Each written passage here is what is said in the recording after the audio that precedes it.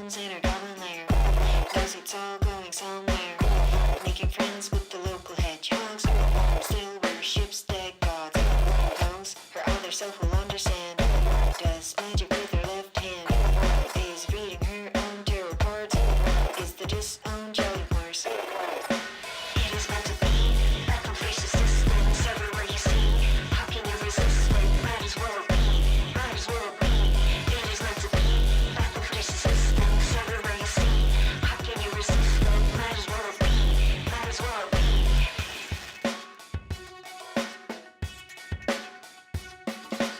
Oscillations, waves of the world, send and receive, send and receive. Oscillations, waves of the world, send and receive, send and receive. Oscillations, waves of the world, send and receive, send and receive. Oscillations, waves of the world, send and receive, send and receive. It is meant to be, battle for resistance everywhere you see. How can you resist it? Might as well be, might as well be. It is meant to be, battle for resistance everywhere you see. How can you resist it? Might as well be, might as well be.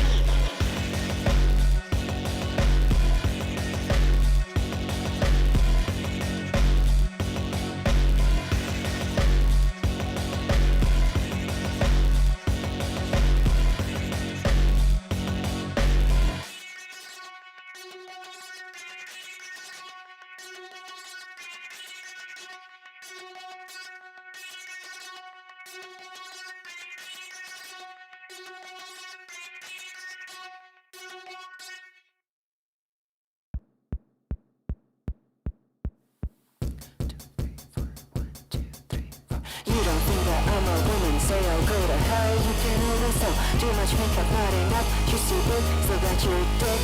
You don't think that I'm a woman, say I'll go to hell. You can always tell, too much makeup, not enough. She's too big, still got your dick. Give me tips, I'm passing like I'm so fucking interested. Give me tips, I'm passing like I'm so fucking interested. Give me tips, I'm passing like I'm so fucking interested. Give me tips, I'm passing like I'm so fucking interested. You don't think that I'm a woman, say I'll go to hell. You can always tell, too much makeup, not enough. She's too big, still got your dick. You don't think that I'm a woman, say I'll go to hell. You can always tell, too much makeup, not enough. She's too big, still got your dick. You tell me how to live my life, I'll regret it, it's not healthy. Tell me how to live my life, I'll regret it, it's not healthy. You tell me how to live my life, I'll regret it, it's not healthy. Tell me how to live my life, I'll regret it, it's not healthy. Okay, bitch, I never ask what makes you think I give a fuck about anything you have to say. I'm hot, proud, trans and gay, and I never fucking asked. Never fucking asked, never fucking asked. Never fucking asked, never fucking asked. Never fucking asked, never fucking asked. Never fucking asked, never fucking asked. You don't think that I'm a woman, say I'll go to hell. You can always tell, too much makeup, not enough. She's too big, still got your dick. You don't think that I'm a woman, say I'll go to hell. You can always tell, too much makeup, not enough. She's too big, still got your dick. Be more civil, not so loud, invisible and less proud. Be more civil, not so loud, invisible and less proud. Be more civil, not so loud, invisible and less proud. Be more civil, not so loud, invisible and less proud. Okay, bitch, I never asked what makes you think I give a fuck about anything you have to say. I'm hot, proud, trans and gay, and I never fucking asked. Bitch, I never asked what makes you think I give a fuck about anything you have to say. I'm hot, proud, trans and gay, and I never fucking asked. Never fucking asked, never fucking asked. Never fucking asked, never fucking asked. Never fucking asked, never fucking asked. Never fucking asked, never fucking asked. Never fucking asked, never fucking asked.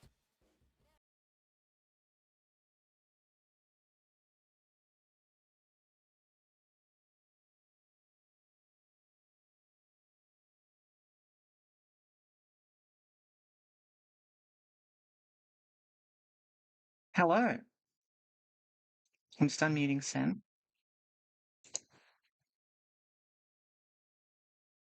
Sen, can everyone hear you? No, they can't because you're coming out of the wrong microphone. Hang on. Oh, I did not think my cunning plan through.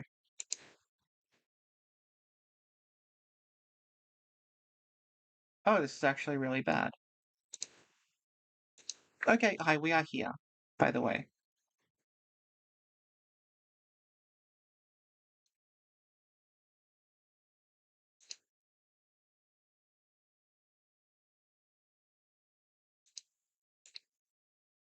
I don't know if any... I get it now. That's why. Okay, we should be moving now. So that's good. Okay. No one can hear you. This is a bit of a problem. Well, it's not really okay, is it? Hang on. It's okay. I can do this. Hi, everyone.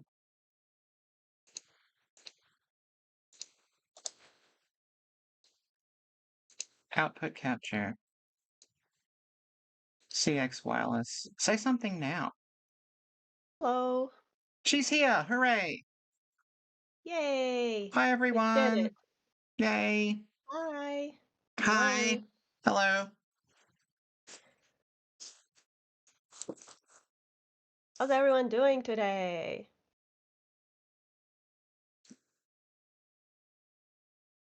Return to Indigo Yharnam, is kind of.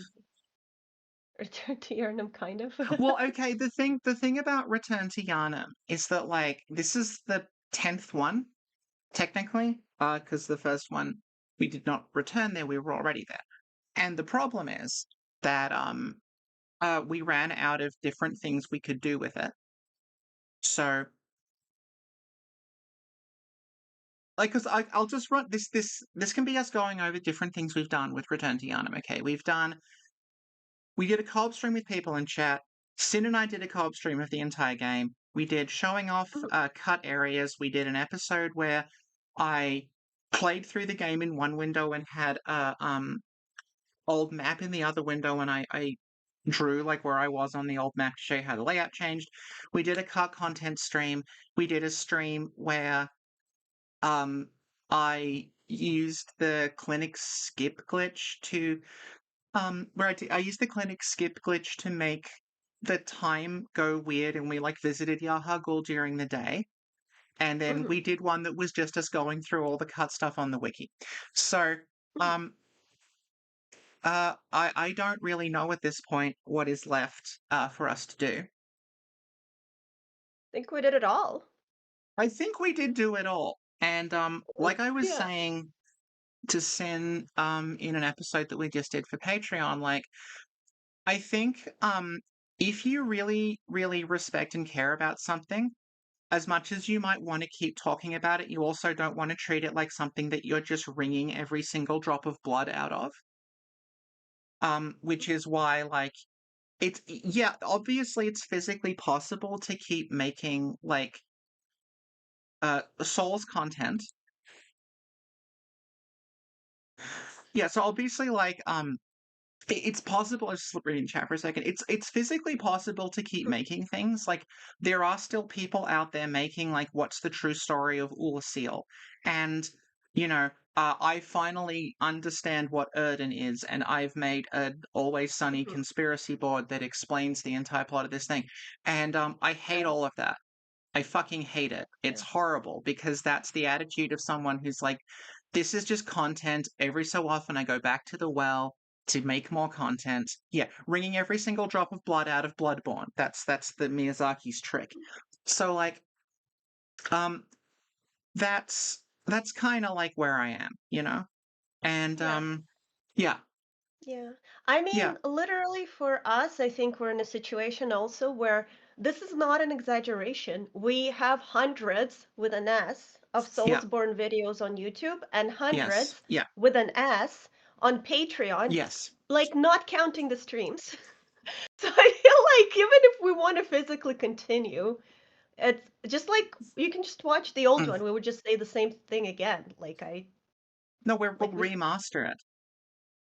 We did with the We'll F series. We even yeah. remastered the old ones. We already did Yeah, that. well, Yeah. we Yeah. didn't remaster them. We went back to like three of them to talk about them in a bit more detail. Yeah. Yeah. Oh man. Mm. Yeah. Yeah, I mean, I literally challenge people to go into, you know how there's a search function in YouTube? In the little channel bar? If you go to our channel, you can search any Bloodborne concept, it will come yeah, up. yeah. Even the So, boulder. yeah, Like, even the boulder. even the boulder. Yeah.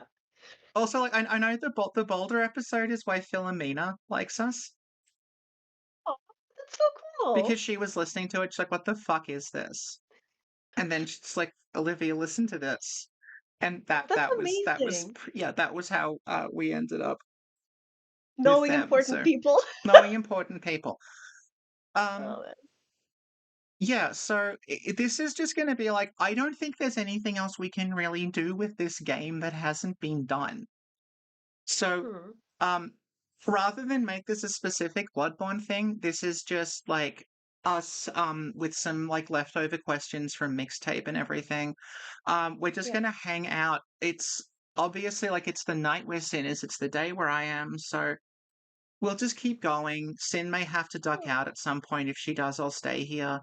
But yeah, Sin's job will be reading questions and reading the chat while Mm-hmm. mine is doing most of the talking. Let's talk about like what we're doing here though. Why are we doing this to ourselves? Mm-hmm. So today's special home viewer for this benefit is Meph. She lives in Boletaria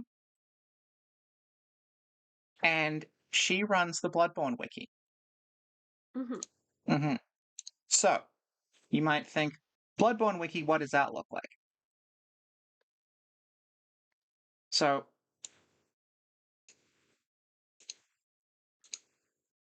like here's an example of like a Bloodborne wiki. You can see it's got a really, really good design. It's extremely easy to read. I think I can make out approximately 10% of the screen underneath this gigantic banner ad, and a pop-up ad that is itself obscuring another banner ad. So let's look at Meth's wiki. You're like, oh, what's wrong? There appears to have been some sort of mistake made. I can actually read this. And Meth's mistake in setting this wiki up is that it doesn't have banner ads taking up 80% of the screen. Sin, do you want to talk about Mech's wiki for a bit? Yeah, yeah, it's a really amazing wiki that contains pretty much ev all and any. Oh, that's so cute! Yeah, so Maps Wiki contains pretty much any and all information pertaining to Bloodborne, whether it's the game itself, the characters, or the cut content. And the special thing about this wiki is that Meph and some other experts, including Sophie, vet the information before it goes to the wiki. It's Like I fact can't go checked by edit true it. Yharnam patriots. Exactly. Like I can't go in there and just edit stuff. Like there's a process you go through. So that's why a lot of the information that's there is much more accurate than where you'd find it like on other wikis. Yeah, like an example that I use when I talk about the wiki and like how it's written, we'll just pop back here, is that I've got it's Easter. This makes sense. So an example of how the wiki works, right, is that we would when Bloodborne came out, it came with like a guide by Future Press, but the Future Press guide was based on, I think it was like version 0.9 or something of the game, like not the actual release version. So when it came down to like, here's the basic flow of it, here's the boss, here's the areas, that was all correct. But when it came down to like stats, like how many hit points something has and what the drop tables were and everything, it didn't match what was actually in the game. And because Bloodborne was a console exclusive, there was no way at the time, it's like been data mined now, but at the time in 2015, 2016, you couldn't just like look up the stats of things. You couldn't look up drop tables. So the way that they were figured out by Meph, and then later Meph got some other people, including myself and some like Xtrin, Foxy, etc., to just go Mhm. into the game and like test how things worked in the game. So like one of the things that I did was the blood-starved beast in the Hunter's Nightmare. It can drop blood gems, but it doesn't always drop the same blood gem. So my job for a couple of evenings in a row was I just save scummed using the cloud save, and I would kill the blood-starved beast, see what the gem drop was, write it down, reload, kill blood-starved beast, write down the gem drop, reload, kill blood-starved beast, write down the gem drop over and over again because that was the only way to figure out what its drop table was. And we also did Mhm. things like we were testing what enemies reacted to pungent blood cocktails and what enemies were affected by shaman bone blades. And the way we did that was the same thing. I just sat there, bought a whole lot of pungent blood cocktails, ran through the game, making sure every single enemy in the game, including Mhm. hostile NPCs, had a pungent blood cocktail thrown in their direction to see what they would do. Same thing happened with Shaman Bone Blades. They're going to run through the game stabbing everything with Shaman Bone Blades to see what it does. This included bosses because why not? Mhm. Mhm. Yeah, and that's the sort of research we did. We did like a lot of theoretical things. There's a lot of stuff about cut content on there. There's famously the I'll find it. Probably the most overcomplicated thing that we ever did, which I have shown off before, but it bears repeating that this took 2 fucking days. So you all remember the tragic tale of poor Gilbert, the uh, Yeah. the man who turns into a beast patient, and when the full moon rises, or when the red moon rises. So, when he is a a beast, he's still flagged internally as an NPC rather than an enemy. So, if you're in the game with a cooperator, the cooperator will see Gilbert with the NPC shader on rather than as an enemy. And the way that you do that is you have to go through the whole game, leave Cleric Beast alive, get to the point Gilbert transforms, and then summon a cooperator. Which you'd think wouldn't be that difficult, but we found out a lot of really interesting things about Gilbert's AI that led to him just running off and getting killed repeatedly before we could get the screenshot. So Meth and I had to visit Gilbert many times, also considering that we're on opposite sides of the world. That was Mhm. quite an ordeal, but the end result was, uh, if it loads, there we go.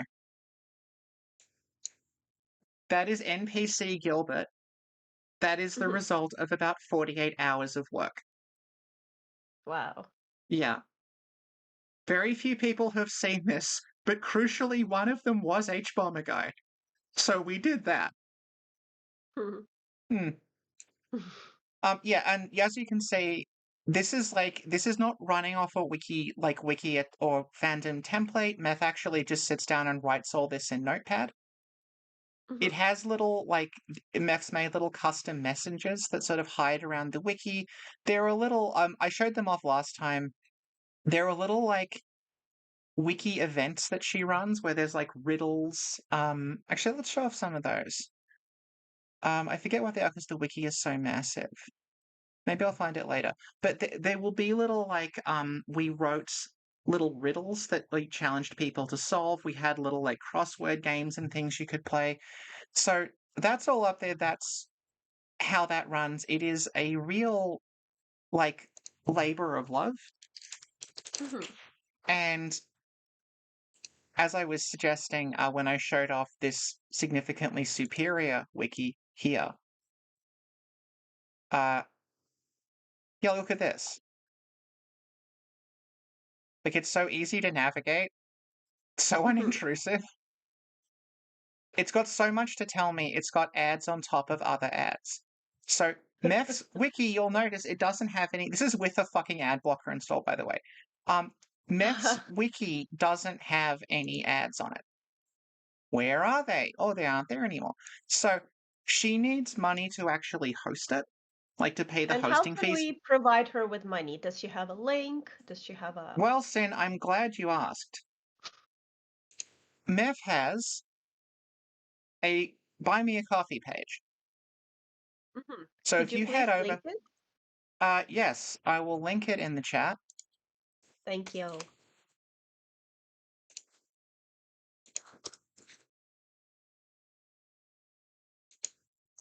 So you can see Meth is basically just trying to get that to 100 to keep the wiki running for another year. It's not a huge amount. I think she wants about $200 total. Which she's happy to run that like through April or through however long. It's just that's basically how much it's costing to run the thing for a year. It still kind of operates at a loss. Like she is still like paying for a lot of this out of pocket. But that just sort of eases the burden on her and it helps keep the thing running. So you can buy Mhm. Meph a coffee, add toward her goal. You can also like sign up, become a regular donator to Meph, which I should probably do. I've donated to her quite a few times. Mhm. Yeah, so this is basically like if you were to support Meph on Patreon, you would use Buy Me a Coffee instead. And that just helps keep things running. Here's some of the events that we did. So, I'm trying to find the ones that I wrote because I understand them. Some of these are written by Meph and Trin, some of them are written by me. Uh, Maybe it's from another year, I don't know. Um, so like here's one where she like basically hid little messengers around. You had to find them on the different pages. There was another one where I don't know where it's gone actually. There was one that was just like a series of like word games and riddles and stuff that you were sort of challenged to solve. There was one, oh, it's Messenger's Lodge, that's right.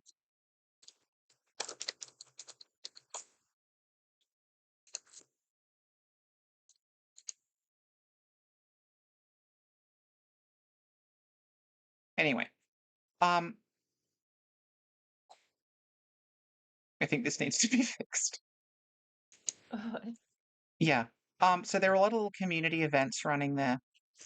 And basically, yeah, that's why we do this.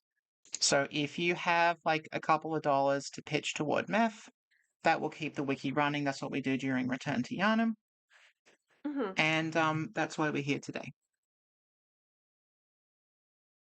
So what we're doing Thank you, is like Sophie. we don't have like a hard structure for this. I think we've done every conceivable thing we could with Bloodborne. So Mhm. we're just going to Suna's gonna read out leftover mixtape questions from Patreon, I think, and then we'll just take questions from the chat. And Mhm. we'll just see where this goes because Sin's gonna have to go in a couple of hours because it's the middle of the night where she is. Meph also said she'll try to show up. It's actually the worst Oh, possible time. I feel bad because it's like the worst possible time for her because yeah. yeah, like she's in Czechia, so it's like Mhm. I think it's like almost 1 a.m. there, or possibly Mhm. almost 2 a.m. So she may just have fallen. She said, "I'll try to come, but I might fall asleep at my laptop." So, Oh, yeah. mm, Okay. Well, thank you so much, Sophie. That is really mhm. awesome. Okay, so now let's start with the questions. None of these, by the way, we've done research on. So if there's some No, complicated no. question, like yeah,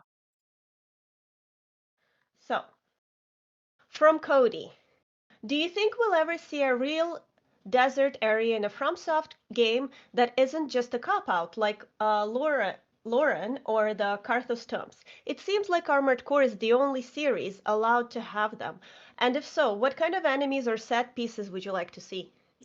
I was gonna say, oh, someone hasn't played Armored Core, and then it's like, damn, voiced by my own petard. So, Real Sin, what desert area. what do you remember of the I deserts in the Souls games? I honestly, in general, in video games, I do not like desert areas. They're not More or my less than areas at dragons. all.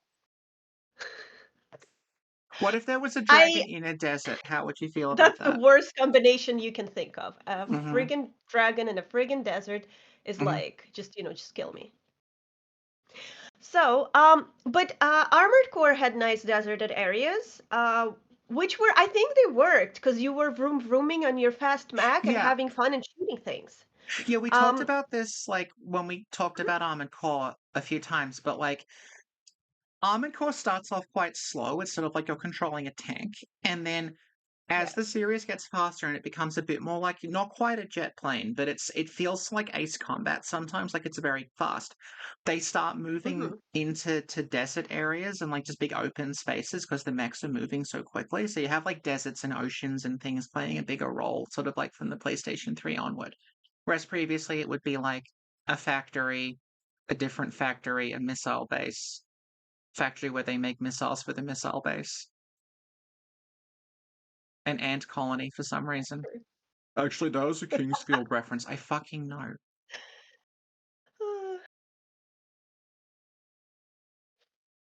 Well, okay, Yeah, so so like, what was the question? okay, Wait, so wait, wait, it wait. was Let about, do me. you think we'll see like a proper desert in a From game? Yeah, Armored Core. Duh, Cody. You said it. You said it yourself. The Okay, answer was in your. let's talk about the deserts of souls. Okay. Al Hazard points out Okay. if you max out blood tendency, you'll get a desert. So Thank you. yeah. So the, the one people are probably most familiar with is like there was supposed to be a desert. I know when I say supposed to, I mean like initially like until relatively late there was going to be a desert in Dark Souls 3. I don't know if Hmm. that was going to be Carthus, but like when you watch the intro and there's the pilgrims walking along the Ash Desert and there's like ruined Anor Londo in the distance. Um that Isn't was that like where we fight Gale? okay, well we're getting to it because God, it's complicated. The desert goes through a lot. Yeah, the Gale Arena.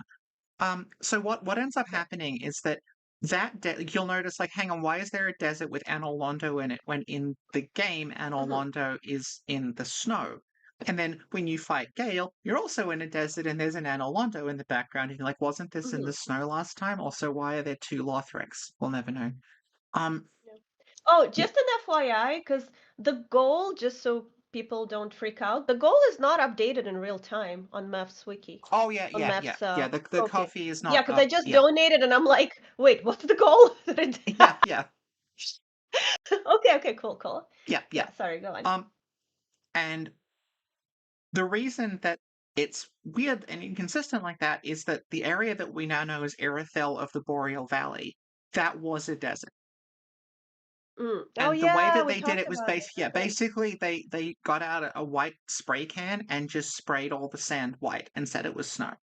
Which like people Yeah. sort of picked up on before we knew this. People would actually sometimes say, "Hey, the snow in Irithel's really weird. The way it like gathers around things, like it doesn't really look like snow. It's Hmm. sort of in piles. Like that doesn't look like snow to me." Yeah. So what happened was basically they painted the snow white and they painted the desert white and said it was snow. And Hmm. um that's why like there's all these things in Dark Souls 3 that seem like sort of desert coded. Like famously there is the sandworm. Like the massive sandworm Hmm. that people think is Solaire for some reason. I mean, I know why they think it's Solaire. I'm just amazed that that's their takeaway from it. Well, it Where had like Solaire's yeah, medallion, didn't it? well that's Well, there you go. Miyazaki's What storytelling more proof style. do you need? Yeah. When there's a thing and Wait, there's but do you? another thing that's similar to the first thing, that's Yeah. conclusive proof, and that's Miyazaki's storytelling style. Oh, okay. So Stratehoovy is like, is it snow or is it ash or sand? I don't know. It's probably like ashy sand. It had a sandworm, so I'm assuming sand. But yeah, it could have been ash. Like if you look at the intro with the pilgrims and the Lothric castle, that's Irithyll. Hmm. That's like old version of Irithyll.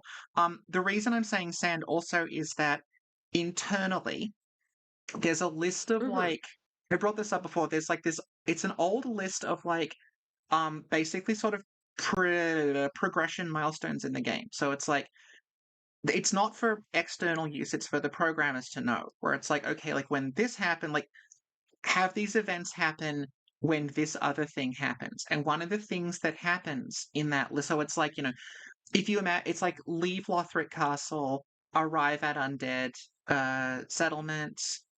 Um, I think there's like one about Archdragon Peak or something.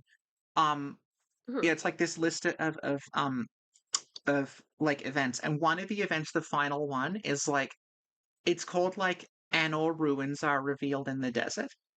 It's like that was supposed like if you look at it in a linear way, they're all basically in order. So like it would have been probably the final area of the game, maybe, or at least like the final area Mhm. before like a coda, like because there's so many fucking weird endings for Dark Souls 3, one of which was in Filing Mhm. Shrine. But yeah, like the idea is Anor Londo would be buried in a desert and it would be revealed, and no one really knows what the conditions for it being revealed are. Like it's just Mhm. revealed.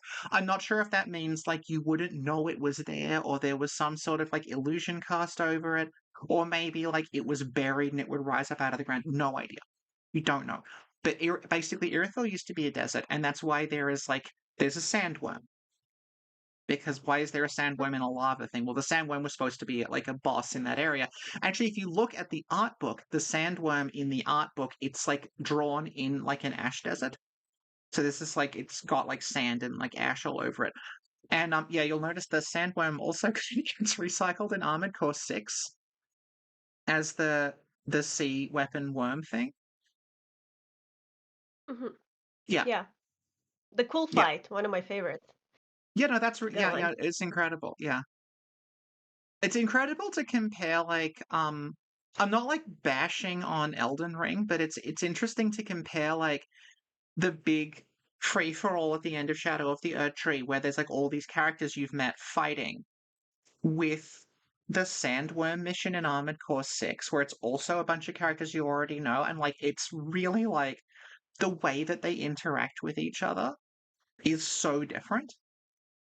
Because like the Armored Core 6 Sandworm mission, like everyone is like sniping and bitching at each other, and there's so much like character development in that mission. Like that's sort of like the point at which Iguazu starts like losing it because he sees that Mhm. you do it and he actually has this moment of like, oh, you're really cool. Oh, fuck, I shouldn't have said that.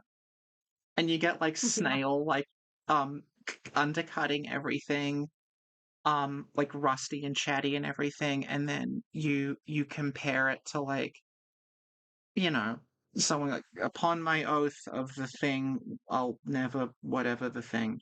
Yeah.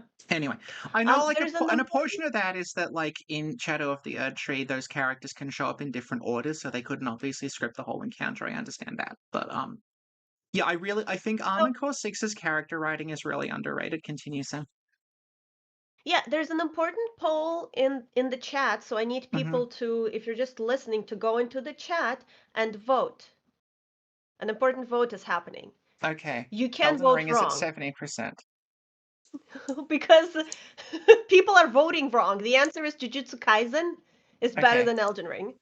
So I need everybody to go and vote Jujutsu Kaisen. It's see, not that complicated. okay, yeah, yeah. I don't think I can vote on my own poll, No, no, unfortunately. because we're both logged in with the same account. I can't even vote in the poll. Darn it! Wait, I have a different. I have a set. I'll work. I have another email. Wait. Oh, I got this. I'll log into my other YouTube. Okay, well, since Okay. is this legal? My vote counts. Okay, Yeah. okay, Thank you, yeah, Sophie. yeah. Armored Core is the best. There we go. I cast my vote. Yes. Okay. Whew. It is Easter, by the way. That's why I'm wearing this. I know not everywhere does Easter Monday. Aw. Yeah. Okay, so do we think there's going to be an extra desert? Oh yeah, and I forgot to say sorry. We got to say this is if Mhm. you think the show rambles, this is what it sounds like before it's edited. Okay, so the other thing about the desert, the ash desert, sand desert, whatever in Dark Mhm. Souls 3 is like the area where you fight Gale. You'll notice that Mhm. doesn't really seem like it's laid out like a boss arena. Like it's fucking gigantic. Yeah, Like yeah. it's big enough that they can fit like a separate building that you go into later and just like some ruins with one of the knights in it, the ring knights. So Mhm. like it doesn't really seem I know Gale moves quickly and is like good at closing gaps, so it sort of makes sense you'd have a wide area, but it's too fucking big for one man. Even though Mhm. Gale is a very big man. So we're fairly certain that was supposed to be like that would have been almost like a hub area at the start of this desert area. That's just why it gets sort of like it's kind of like a T-junction. If you picture it, it's like that, like get that, and then like Gale's here, but then it sort of goes like that. Those would have been, we're fairly sure, two sides of a T-junction. And like, when Lance was data mining, he found that there was a like Irithil's skybox and like just bits of Irithil um in that Gale arena, which like shows again, like, yeah, this thing we're fighting over now, this was part of Irithil. The other thing Lance found, and I don't think this was ever visually documented because I haven't watched everything he's done. But like he found this and like he told me he found it. So I'm assuming that like there's no point in making that up just to troll me. The thing he found is like, when you go into Irithil and there's the bridge with the dog thing that like the what is it, Sullivan's beast or whatever that appears and chases you. Um and it's over a river. According to Lance, that space is currently occupied by the river that used to be a chasm. So there'd be a bridge like over a chasm. There's a chasm down there, and like the sort of Anolondo ruins area, they'd be on like a plateau with this really sheer drop, and that's why the bridge was there. So that's where the bridge went. So Sin, do you think we will get a proper real? Oh yeah, Radan's desert. Radan's got a desert. The Radan desert makes like more sense than the Gel one because Radan is so massive and so fast, and he can close gaps quickly and has a lot of ranged attacks. Um, so Sin, do you think we'll see a desert in the next From game, or a good desert? Duskbloods? No, there I won't be a mean, desert in that yeah, Duskbloods. but I there don't was see how. technically a desert in Bloodborne, so you can't. Where? Lauren. The Lauren chalices are a desert because there's like sand everywhere. It's like there's like Doesn't this like wind count. blowing. It's a chalice. Also, the chalice dungeons don't count now. No, it's not even part of the game. Ooh. People don't even know they exist. Like, you play Bloodborne for 3 years and then you're like, there's a what? No, Okay. doesn't Yeah. count. Okay.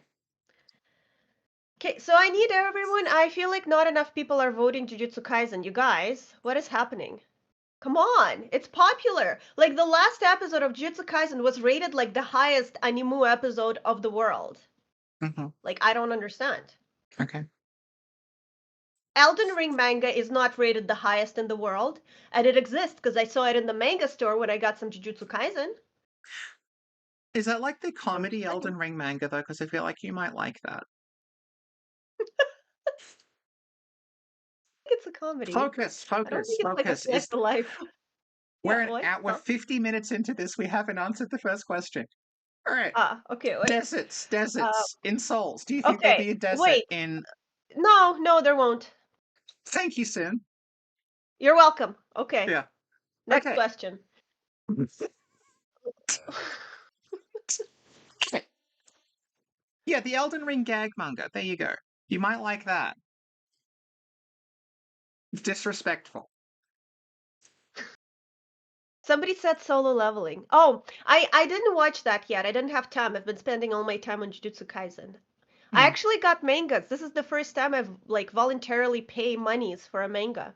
I Mm-hmm. got Jujutsu Kaisen, the first 11 episodes.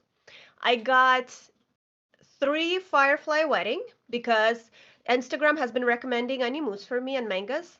And Mm-hmm. I got one other one. I forget what. One or two other ones. Mm-hmm. Anyway, the important thing is I got 1/3 of Jujutsu Kaisen. Okay. It's very exciting. Yeah, I have three Very thirds of exciting. Elden Ring. Ew. Yeah. Why would you be proud of that? Ew. Ew. Mm. And guess who I'm wearing today, Sophie? Is it one of your husbandos? Yeah, I know Father it's of not the the one you were Year, wearing. Yeah, not the one you OG. were. Yeah. So, for reference, 2 days ago we also did a call, and she was also wearing a Jujutsu Kaisen character shirt, but it was a different one. So I now know she It owns was at least two. Suna. Yeah. Yeah, I am wearing 1985 arcade classic Mag Max. A classic, amazing. Yeah, yeah, yeah. You can get it on Arcade Archives for not very much money. Amazing. Yeah, and I got it's this the on, best game ever you because know it doesn't end. It just goes on and on and on until you run out of credits. where, oh, I got this at Hot Topic.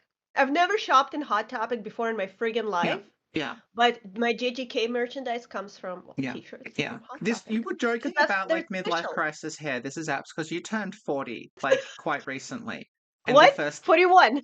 41. You turned 41, and 41, girl. you're now shopping at Hot Topic, And and now I'm sure I you know. have Ramona Flowers hair. Yeah, Who's Ramona Flowers? from Scott Pilgrim. Baby, somebody called me Ramona Okay, Flowers. Lily's like Zardion shirt next. I looked for a Zardion shirt. There isn't one.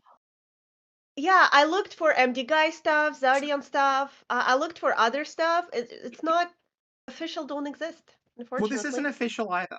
This is just this Oh, is just like some bot that is grabbing like oh. random cover art and sticking it on shirts. And I'm like, I I oppose this on like an ethical level. However, this is the only way you can get a Mag Max shirt. So I had to take the hit to my morals, and I now feel ashamed of my thoughts and deeds. Um, Someone's asking where you got your Invader Zim merch if you didn't go to Hot Topic. Oh yeah, Mark is saying I could have made a Zardion shirt. Redbubble banned him. What? Why I did they don't know. ban I you? think it was Too some good? like Too fraudulent good. They're copyright jealous. infringement.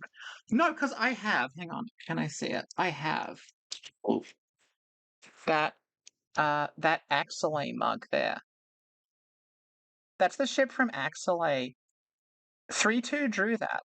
And that's from his Redbubble store that no longer exists, so this is potentially the only one of these that there is.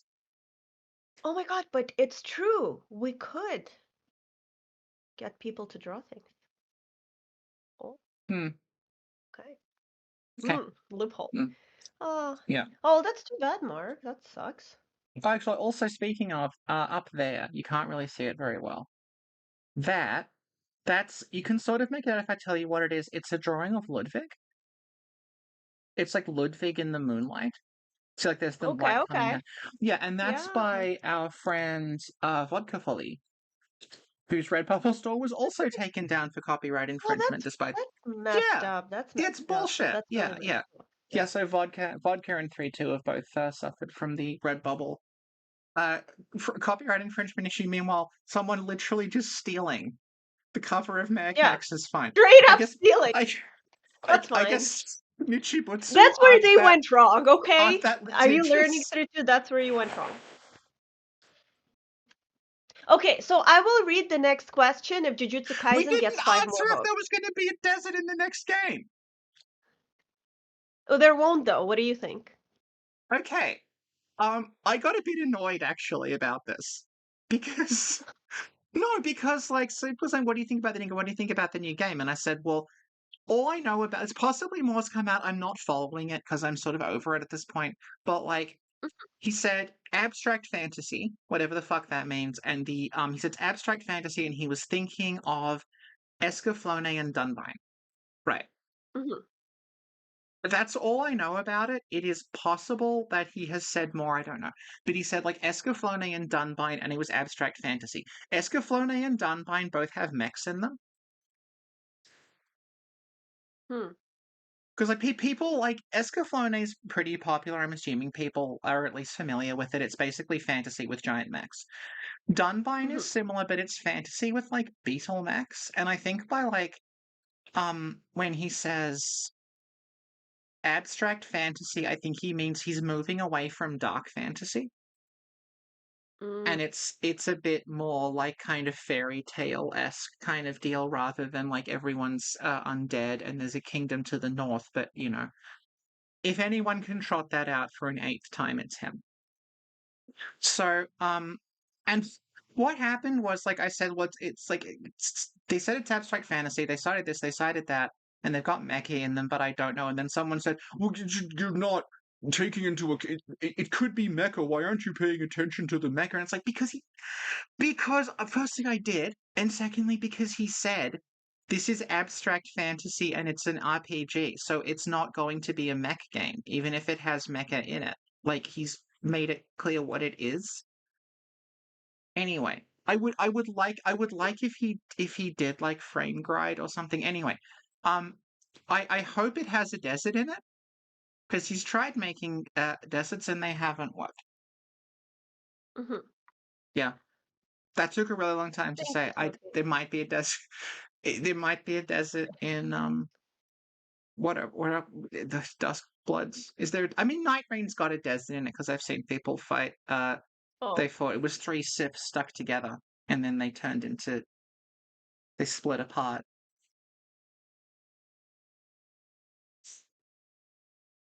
okay. Thank you, Sophie. Yeah, Jujutsu Kaisen, 28%. Yeah, because I ended it early because I made a next question, so it doesn't really count.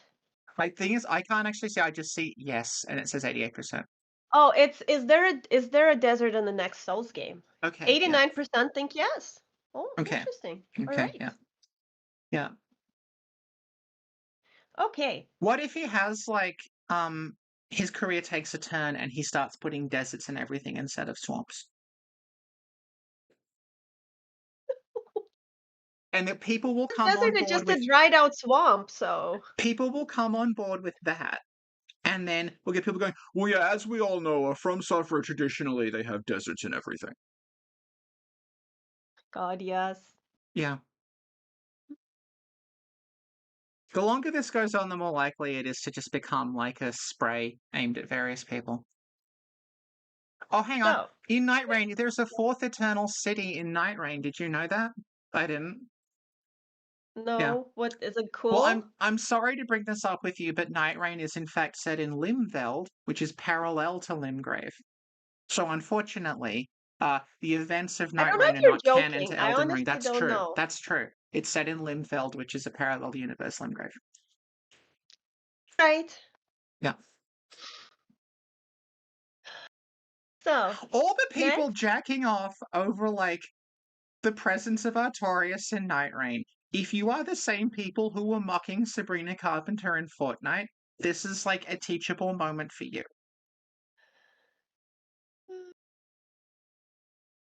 See, I don't. El Hazard says it's called Nocalatio.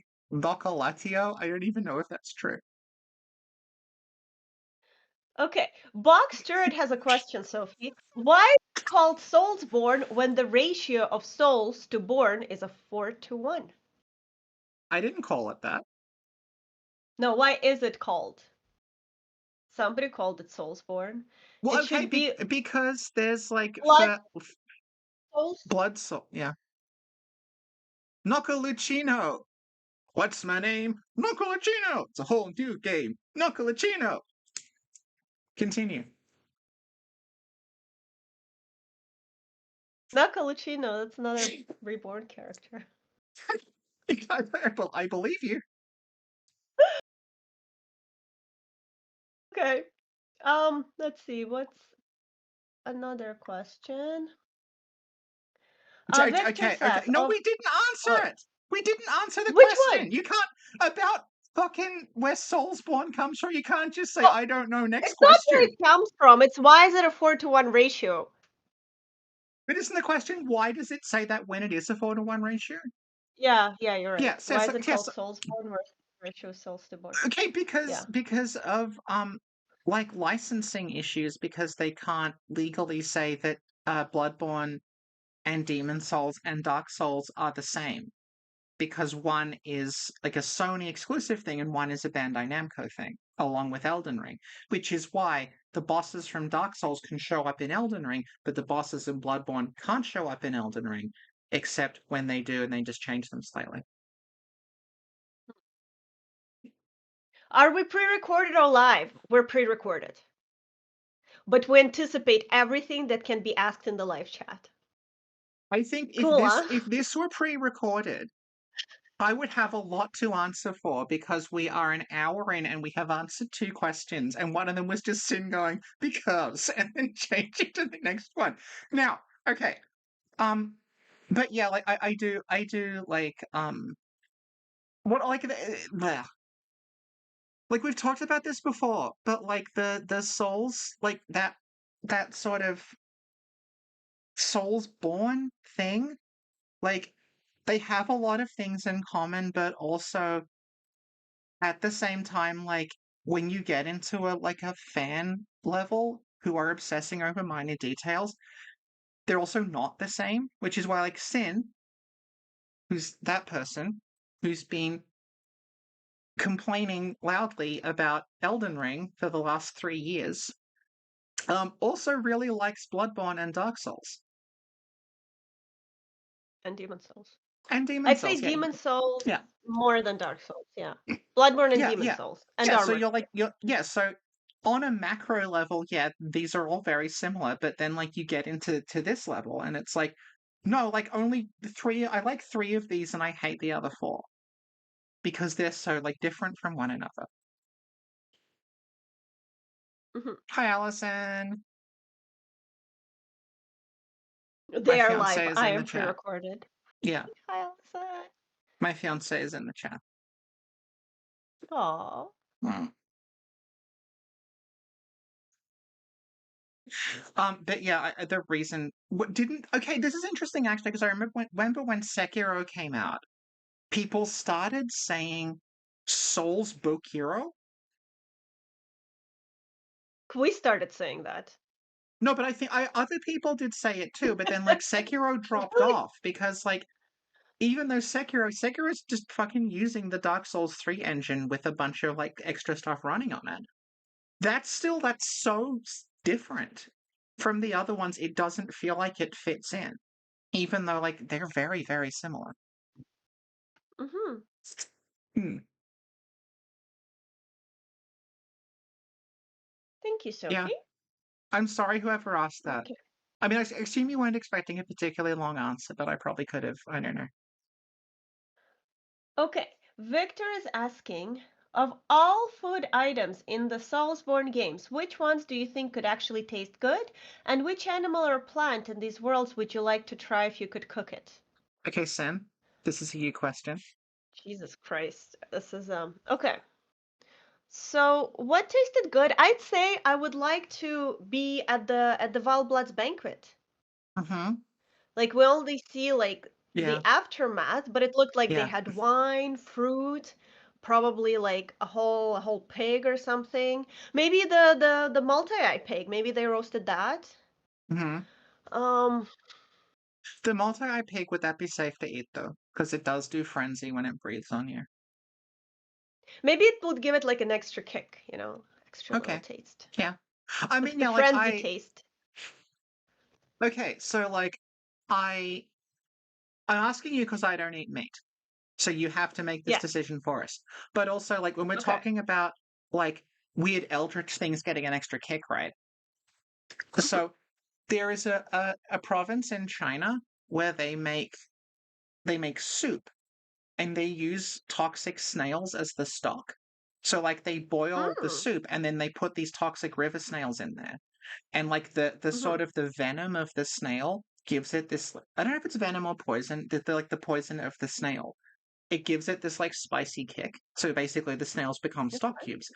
And there is a company that make artificial it's like an artificial replica of the snail slime that you can put in food. And there's a place near Okay. me that sells it. So every time I'm down that end of town, I will pick up some Mm-hmm. bags of imitation snail poison and use it as Mm-hmm. sauce. So Okay. um, I imagine that's probably how Ebrietas would taste. No, no, no, because the No, Brietus has tentacles, so it's more of an mm. octopus taste, no? They're also poisonous and venomous.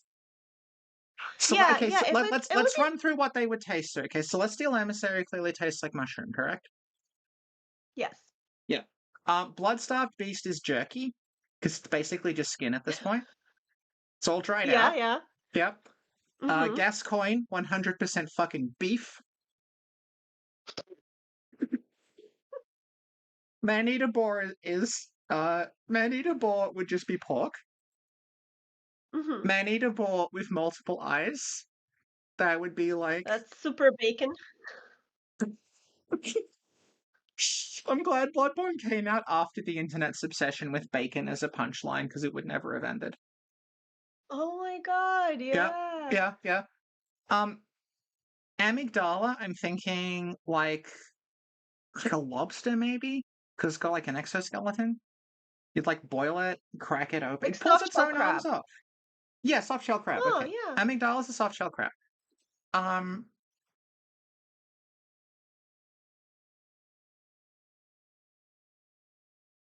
cause is like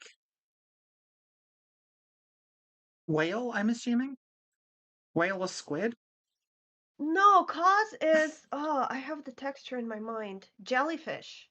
Cause is a jelly. Okay, Yeah. okay. I'm running through bosses and going, no, it would be inappropriate to eat that. Like when we're not eating we're not eating Marta Ligarius. We're not eating Maria. Okay, hang on. The Oh, I got it. Okay, Watchdog of the Old Lords. It's a hot dog. Ew. Because it's a dog and A lava literal comes hot out. dog. It's a hot dog. That's Oh very my funny. god. Yeah, this is the kind of improvisational skill that makes every episode of this so interesting to listen to. Ah, Oh, these are uh, Choso colors, by the way. yeah. You Choso showed me that, colors. and I thought that looks like a really obscure pride flag. This is the Jujutsu Kaisen pride It flag. can be both. Yeah, okay. Yeah. Yeah. A lot of people are suggesting eating Maria, but they mean that in a different way.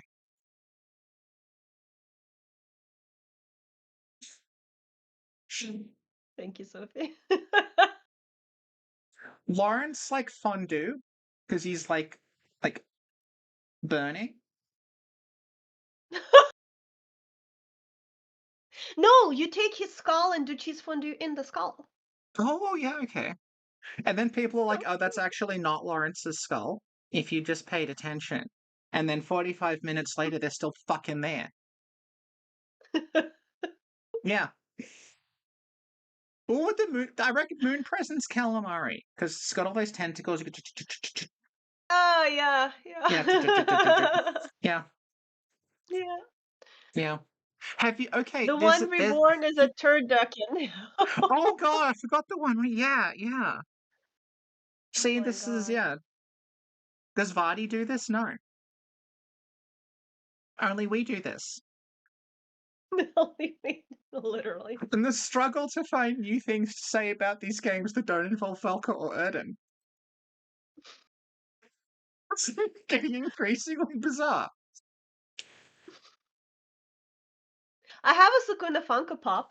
It's upstairs. Yeah, My boyfriend yeah, bought it for me, but I yeah, have the box here on my table. yeah. It looks like Yeah, this. I'm sort of half and half whether this is gonna be like Sin's Okay. actually Yeah. seriously going to be obsessed with Jujutsu Kaisen for the foreseeable future or if she'll forget about it next month. Because it could go either way. No, I already decided that Sophie and Jujutsu Kaisen is like really good, Mm-hmm. but the story is like, I don't know. It's an acquired taste. So what we're gonna do is we're gonna rewrite it to make it Okay. happier. Okay. Because I'm tired of being a widow. Okay. Like every Okay. other episode, I become a widow, and it's gotta Mm-hmm. stop. And I'm not the only Okay. one, Sophie. Okay. A lot of the internet is tired of being widows, so Mm-hmm. Yeah. we gotta rewrite Jujutsu Kaisen. Okay. I've got a tribble on my desk. A what? It's a tribble. I mean, What is that? it's a pom pom. There's a Star Trek episode where Oh, there's it's a these little pom pom-pom. pom things they keep breeding. And I was at a convention, and Allison is a big Star Trek fan, so there was someone selling pom poms as tribbles. That it came with a little birth That's really certificate cute. for the tribble, in I assume I don't know Klingon or something. So I have Allison's tribble and birth certificate on my desk. Oh, Yeah, that's very cute. yeah. I see you've started another poll. I can't see anything beyond the top thing Good. of the poll because of how the window works. It just says yes, 0%. It says yes, no. It's like a competition now. Yes is winning. I asked, should Sophie and Sin rewrite Jujutsu Kaisen? It's a literal competition. People are clicking. Keeping in mind, I've never Yes, it watched so many Jujutsu times. Kaisen, so a rewrite of it would just be Yeah, we'll make it yeah. better because Sophie, it's just like really depressing sometimes. Mm-hmm. It's just like what they did to Nanami. I'm like, why Yeah. would you Is do it going to that be to him? one of those really And then obnoxious like, videos that's like, do you ever wonder what Jujutsu Kaisen would be like if it was good?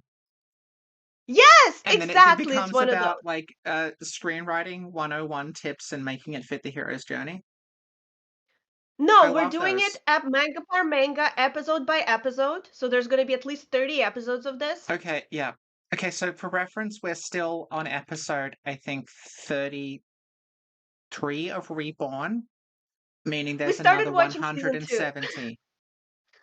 We have 170 episodes of Reborn to go when you want to start Jujutsu Kaisen. Well, 80% of the people in chat say yes, so I don't Yeah, well, know. I You want to stand with the argue with the 20%. I 80%? stand with the silent majority.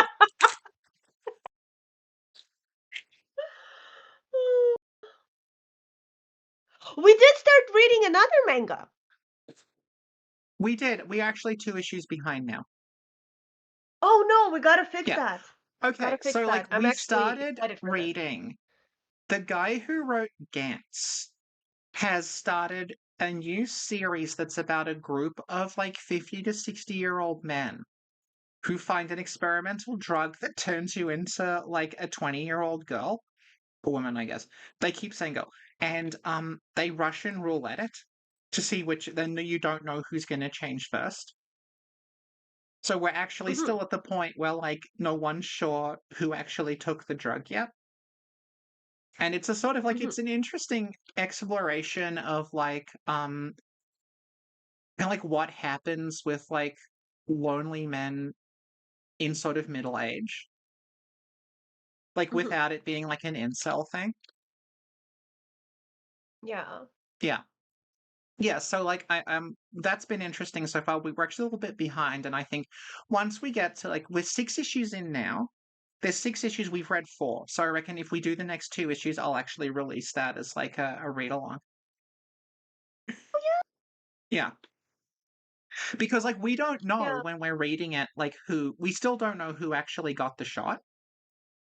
Hmm. So we're Yeah. still like trying to We guess have like who do you think it will suspicions. be? And if it's this character, what do you think will happen? And what does it mean if it's this character? And that's been really interesting. Hmm. So anybody who's just listening, please answer the poll because I'm gonna end it soon. Okay. Yes, because sometimes people listen and don't look, but look at the poll and answer it. It's very Yeah. important. Yes. It will determine Sophie's future for the next year. Okay. I mean, if given if given the choice of all of the things, like at least you care about Jujutsu Kaisen. Yeah, I care a lot. Yeah, because okay, this is the difference between you and me, and this is going to make you look bad that I'm not walking it back, right? If Hmm. if we're trying to talk about something and you don't care about it, you just don't care. just I don't know. Like it's like when we were on Pen Pals a few times and you just didn't talk. And you're like, oh, that's stupid.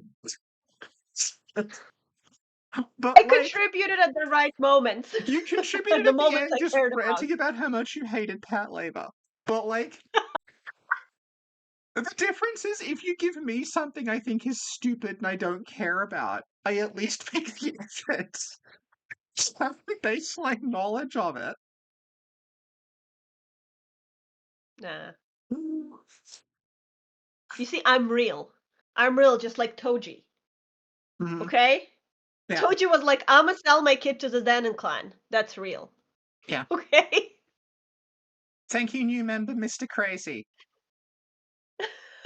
Thank you, Mr. They have a little Bloodborne emoji in their name. Yeah. Hmm.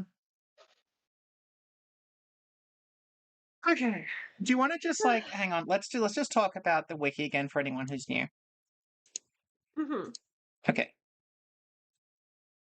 So we are here for Meph's Wiki. Ooh, hang on, let's mute that. This is the Bloodborne-Wiki run by our friend Meph, featuring contributions from Meph and a bunch of other people, which include me. It's a community project. It is not something that like anyone can edit, like it's a fandom or a wiki dot. Everything's vetted, everything's tested. It's basically just called a wiki because it navigates like one, like it's a big hypertext document. And this costs money to keep online because, as you can see, there are no ads. Why are there no ads? Because when there are ads, it looks like this. This is unreadable shit. So, in order to keep the thing running ad-free, we're just trying to raise, like, I think the target's about $200. It's not a huge amount. Just to basically pay hosting fees and everything else. And if you want to donate, go to Meph's Buy Me a Coffee page. You can donate one time, or you can sign up to donate regularly, like it's Patreon. And we're about 22% of the way there. We're just trying to get it to there at some point. It would be No, nice we're if we like got it. 40 something percent there, Sophie. Oh You have to fuck! Hang on. refresh. Okay. I'm 55% of the way. Great. Okay. Yeah. So we're just trying to get it to the end. And if you can chip in like a couple of bucks, that'd be nice because it'd just keep the thing running. And this is the best resource for Bloodborne information on the internet by far. Everything has been tested. Everything has been vetted. It's all tested in game. It also has like pretty extensive. Where are we? Pretty extensive like. Uh, here we go. Yeah, so we've got like pretty extensive things. Like we've got the game, we've got the characters. We've also got like all the equipment. We have things like, for instance, hopefully this works because some of the links were broken last time. Here we go. Yeah. So this is an example of what we did. So back before we could data mine the game because it was console exclusive and we didn't have a cracked copy.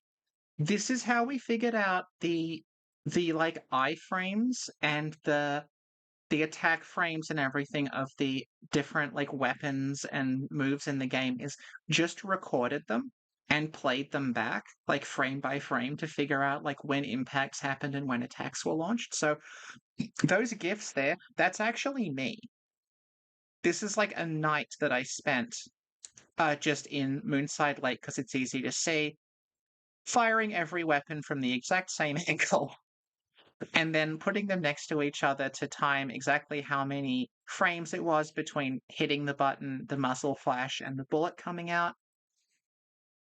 And then putting them side by side on GIFs so you can tell. Yeah, so if you're interested in like obsessive stuff like this that was done without the ability to data mine the game, this is the place. Yeah. Yeah. Sin, do you have any more questions? Yes, I do. It's Easter, so I'm eating My Easter question eggs. is, who do you think would win in a fight? Okay. Gojo or Sukuna? Because you Gojo has think, a tougher oh, no sounding name. spoilers. Gojo's Satoru, yeah, and Sukuna is just Yomen Sukuna. Yeah. But we know if we read the manga, we know who wins, and we're very upset about it. That's why we need to rewrite it. We definitely need to rewrite chapter 236. Mm-hmm. So. Good. Sometimes I think about it and I'm like, I get so upset. Ugh. So. Dan is asking, what are the implications of the main character already knowing about the Paleblood, the Menses ritual at the start of Bloodborne? Wouldn't they need to be involved with Menses or the choir? Ah, interesting An question. actual real question. But we were done with those and it was going to be hypothetical stuff about food. Okay, this is actually a good way to lead into something I have been working on. Mm. So you might think, Sophie, you're always complaining about people going on and on and on about the mystery of Bloodborne. Surely you yourself are not continuing to add to this. And I'm afraid to say, Are you Sophie? well, I've got bad news for you. So, quite a Oh while no. ago, uh, so I'll just switch over. So, quite a while ago, I had a discussion with Meph about would you like, because there is some lore stuff on the wiki, but it's mostly mechanical. And then Meth and I were talking, and it's like, would you like to just have like a big fucking like hunk of text on the wiki that just gave you the full story in the same way that like when we talk about mechanics in the game, it's all vetted. That was just like, look, here's what you're told, here's the citations for where that information comes from. If we have to make any kind of logical leaps, that's just like we'll just note like, look, this is what it says. It doesn't exactly specify this, but you can assume. I wasn't sure what call there would be for this, but it would just be something that we would have. And then a little bit after that, I got a there was a little message on Reddit that mentioned me that was like, yeah, I think I finally understand the plot of Bloodborne, and I'm like, all right, fine, maybe we do need this. So So, this is currently what it's currently 18,000 words long.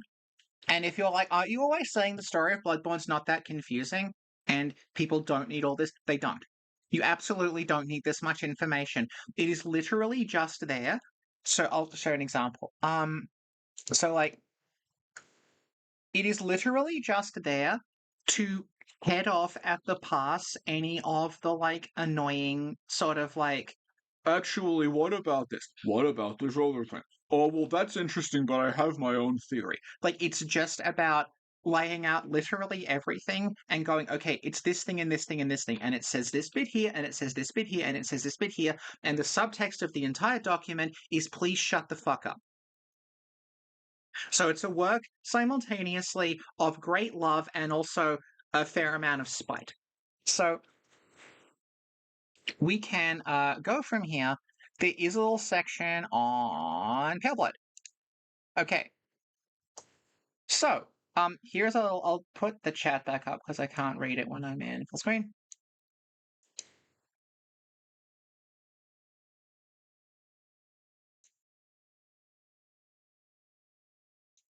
Windows is being helpful. Okay, so there's a whole section here on like what is Paleblood, and yeah, so we have like the search for Paleblood is the character's initial motivation established before the player character receives a blood administration, etc., etc., etc. So that's all in there. Um, so the question specifically was about like, hang on, sorry, that's better. Okay, so the question like specifically was about how did you know about it? And I'm glad that we're now at that stage because I remember, like, when the game came out, if you'd said, "How do you know about Pale Blood?" someone would have gone, "Actually, there's no evidence. It's actually that Lawrence left that for you because Lawrence is the Blood Minister." Um, in a real Sin's laughing, but that was a real thing. Like, real big brain hours when this game came out. So yeah, like to like get to the finer like point of it. One of the weirdest things about Bloodborne, like the things that like a lot of the game people will say, "Oh, it doesn't make sense. It's so weird. It's so strange." That's bullshit. But one of the things about Bloodborne that genuinely is unanswered and is never explained and is completely left up in the air is how the main character knows about Pale Blood. Because when you first arrive in Yharnam, you know about Pale Blood. Like this is one of those things that shits me because it's like the first thing that happens in the game and people like act like it didn't happen. It's bizarre to me. That like you show up in Yharnam and the first thing you hear is the minister going, "Oh yes, Pale Blood, you've come to the right place." Clearly, you mentioned it to him. You said you're looking for this thing. And then as you go through the game, everyone you talk about Pale Blood to doesn't know what it is except for the Mensis people, right? And the leftover Bergenworth scholars. Like, they know what Pale Blood is, but no one else does. So you've shown up in Yharnam already knowing what this pale blood thing is, but you don't remember why because you lost your memory in the administration. And yeah, that is completely up in the air how you know that. Like, it's never explained. And again, like, when you create the character, instead of having like character classes, it gives you different origins. So, like, your character's origin is up to you. It's like, are you the noble scion? Are you the milk toast? Are Mhm, you the waste of skin? You could be any of those mhm. things. The lore doc is not publicly accessible, but I can just DM it to you. It's not quite finished yet. It's 18,000 words is like it's a fairly lengthy thing, considering. Okay, for reference, we're 18,000 words in, and I've just got to Yosefka's clinic. That's not a joke. Oh, since you're staring. Yeah, so, yeah, it is never explained. The thing about Pale Blood is, like, it's not necessarily specifically the Mensis thing because the leftover Bergenworth scholars know about it as well. It's the name that they use for the combination of the red moon and the purple sky. So, like, Mensis know about Pale Blood and Bergenworth know about Pale Blood eventually. Like, the implication is that they didn't know about it, and then after Lawrence fucked everything up, it sort of tipped them off that this was a thing. Um, Jesus Christ. Um, yeah, so that's it is actually it's one of the genuine, like, it is up to you how you know, and that might be deliberate. Like, I think from a narrative point of view, it's like, well, the character is whoever you want the character to be, so however your character knew about Pale Blood is sort of up to you. It could have been like, you could be like a scholar who was learning about it, or you could be like, you know, you were like an explorer and you found it in some old ruins, or you're like, your mysterious old uncle died and left you his text or something like that. Like, that is up to you. Um, Mhm. there was a second thing I was going to say. Oh yeah, but but like, outside of it just being like a um narrative thing within the universe of the game, I think the reason it's there is to kind of prompt you on the next playthrough, because when you beat Bloodborne, it immediately kicks you into New Game Plus. Like, it's not an option. Like, the credits roll and you wake up again. And I think the idea is that the first time you play the game, you'll see Pale Blood, you won't know what it is. You'll go through the events of the game. Toward the end of the game, they start mentioning Pale Blood to you again. And then um toward the end of the game, you're thinking about Pale Blood again, and then the first thing that happens when you beat the game is you end up back where you started, and there's the note saying, "Seek Pale Blood by the way you wrote this." So it's like, oh yeah, hang on, maybe I should go through this again, armed with what I know now, and it'll give me a different perspective on what the story is. In the same way, like, I brought this up from something and then I cut it out, but I think it's like worth pointing out when we talk about the storytelling in Dark Souls, is that Dark Souls is a game that, like, expects you to play it through multiple times pretty quickly, and every time you play it, you will get a slightly different view of the events. And one of the things that tips you off to the way that's the game, the way that game works like that, is that when you first start the game in the Undead Asylum, you have no weapons, you get stuck in a room with the Asylum demon, it probably turns you into tomato sauce, and then eventually you figure out you have to run away from it, and then you loop back around with the weapons and kill it. When you start Dark Souls again, after beating it the first time, you already have all of the cool shit that you had at the end of the game the first time. So when you encounter Asylum Demon in New Game Plus for the first time, you don't need to do all the other shit before you kill it. You can just kill it. And when you do that, you get slightly different, like, events happen. Like, you get the demon's great hammer, you get the key differently, the interaction with Oscar is slightly different, and I think that sort of tips you off. Oh, hang on, knowing what I know now, if I play through this game again, things might go differently. It's like a way of, like, priming you to think that way. It's just like, oh, hang on, this time I killed the Asylum Demon first try and I didn't before, so that means, hang on, oh yeah, maybe if I answer Lawrence's question differently, maybe if I, um, like, I know Soler put a worm in his brain, so maybe I can figure out how to get rid of the worm before Soler gets there. It's like you now have foreknowledge of events and they can play out differently. And like, the one that I brought up when I was talking with Alistair is like, yeah, one of the things you can do in Dark Souls is like, if you've played it enough times, you realize how the world fits together, and you can do things like you can fight Sif as the first boss. And that actually, like, Hmm. if you fight Sif and do all that shit before going to Mount Orlando, it actually gives you like a different version of the story with Karth in it, and there's all this other stuff. So I honestly, going back to Bloodborne, I think the reason that the note is there from like a game design point of view is to prime you to go, hang on, now that you know everything about this world that you didn't know before, like when you started playing this and you thought it was just going to be about werewolves. Now you know it's about eldritch space monsters. Now you know that there's this pale blood thing which is connected to the sky in this ritual. Play through the game again with that in mind, and suddenly parts of it will make sense in a way they didn't before. So honestly, I think that's there for that reason. Awesome. Yeah, I think my chat's frozen. I'm Thank just you going to so refresh it. much. Okay.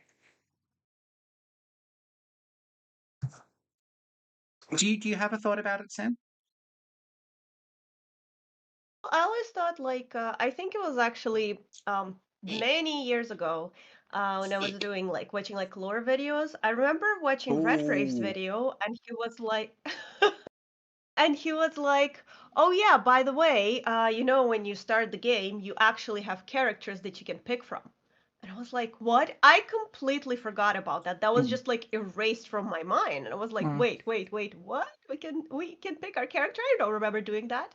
So, but yeah, I think it's kind of like the notice there, and you kind of make like your own little story about how you actually got there. I don't think the game ever tells you that, but you can be no, inspired by your like character creation screen, yeah. you know? Mm. But Yay. Sin, did you I know mean, that when you it's hit the doll, pale blood comes out of her, and that oh, means pale blood is the blood of the doll who is also Erden? I thought you were gonna say something else. No, Okay. Yeah, of course. I know. I knew that. Everybody yeah. knows that. Sophie, duh. Dark Souls and Elden Ring work the same way, right? You just pick your character in the beginning. Trying Well, to no, but remember. the difference is like in Dark Souls, like the character you have like there's the preset like appearances for the character, and that lists like where they came. You can make whatever, but it's like there's references to like, oh, this is the like aristocratic Right. features of a noble, and like this is like this is the face of a scholar, and these are like they mention all these places you never actually go to in the game, like this reference to somewhere called the Five Finger Delta and stuff like that, or like this is what people look like from the Great Swamp. And then on top of that, there's the class system that's like, this is a knight on a quest. This is like a wizard seeking whatever. Bloodborne Mm-hmm. just has like origin, and the origin will tell you where you're from.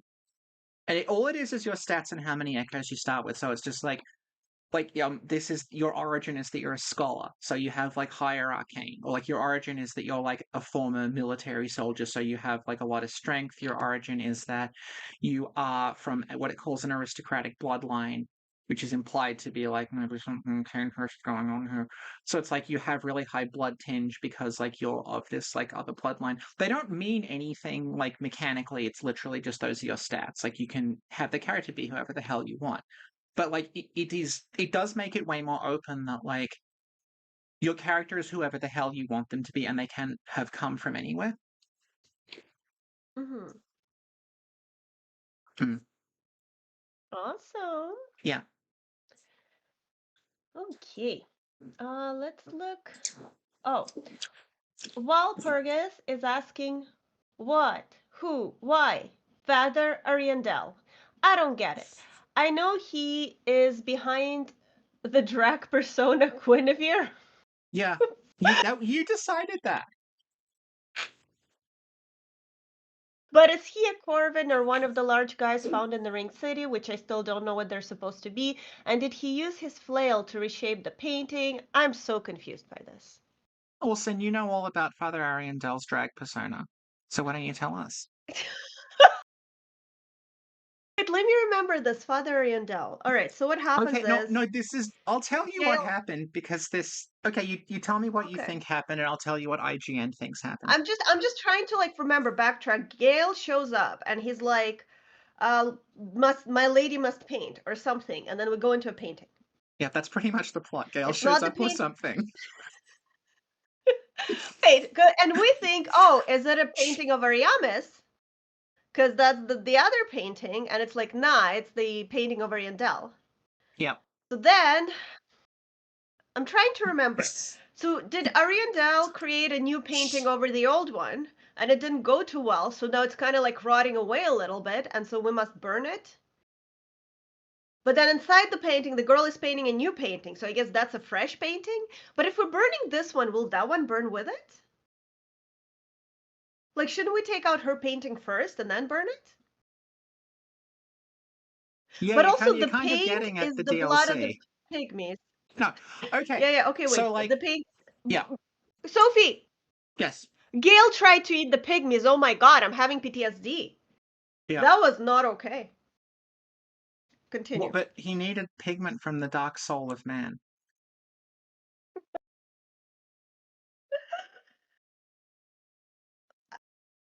So, uh, Ariandel. Ariandel. Frida! There was Sister Frida too! Oh my god, I forgot about her. Yeah, it's going great, isn't it? She works with Catho Framt, one of those No, she serpents. doesn't. She left. Oh no, she used to with the other, because they were like Yeah, three yeah. sisters, right? Yeah. And she's like, nah, I'm doing my own thing. Yeah. Okay. Okay. We have a video on this. Do we? Yeah, we do. We have. Okay. So the Father Ariandel Guinevere drag persona, the origin of that Yes. is an IGN video where they showed the trailer for Ashes of Ariandel for the first time, and the IGN journalist was like, Dark Souls is so mysterious, I can't wait to learn more about this mysterious world. And then she pointed at Father Ariandel and said, I really think this is Guinevere. And that was probably the beginning of me realizing that trying to talk about this in any kind of informed way was pointless, because the content is just that. It's just Aww. that. So yeah, I think we're sort of getting at like the oddness of the two DLCs, because like Ariandel really does look like one of the giants from the Ring City. He's not as big. I think he's got feathers and things. So I'm sorry, didn't chat for a second. So okay, Ariandel is whipping himself. I'm trying to remember a game I haven't played for 10 years. Ariandel is whipping Oh yeah, himself. he's over a basin too. That's right. He's He's whipping drinking some himself good because shit, his whipping himself. the blood is stopping the flame. He's like, I see flame flickering. My flail. Because he's using his blood to put the flame out. There's this whole thing about the painting, it's rotting and they want to burn it away. Right? Mhm. And then Sister Frida's okay, this is the fucking thing about the DLC, right? Yes. I would wager a fair amount that Ariandel and or Frida, like, were one or both of them was supposed to be Velka at some point, because it is so fucking weird that they make a big deal about Velka throughout the DLC. You're back in the painting, the crow people of Velka are Yeah. there, and then you see this woman who's fucking dressed as Velka, and they're like, oh no, that's Yeah. actually Sister Frida, who's pretending to be He's channeling Velka to... Velka. No, but that's the whole thing, is she's meant to be like, oh, she's taking on the appearance of Velka so that the Corvian people, like, for something to do with the Corvian people. This is the problem with doing this live. But I've not thought about Father Ariandel in like a decade. But Yeah. the thing Yeah. about no, Ariandel's Scottish, isn't he? He sounds like Shrek. He does. That was my one contribution on that Ashen Hollow podcast, because I hadn't played the game. I just watched the trailer and bullshitted my way through it. All behind the scenes info there. So, no.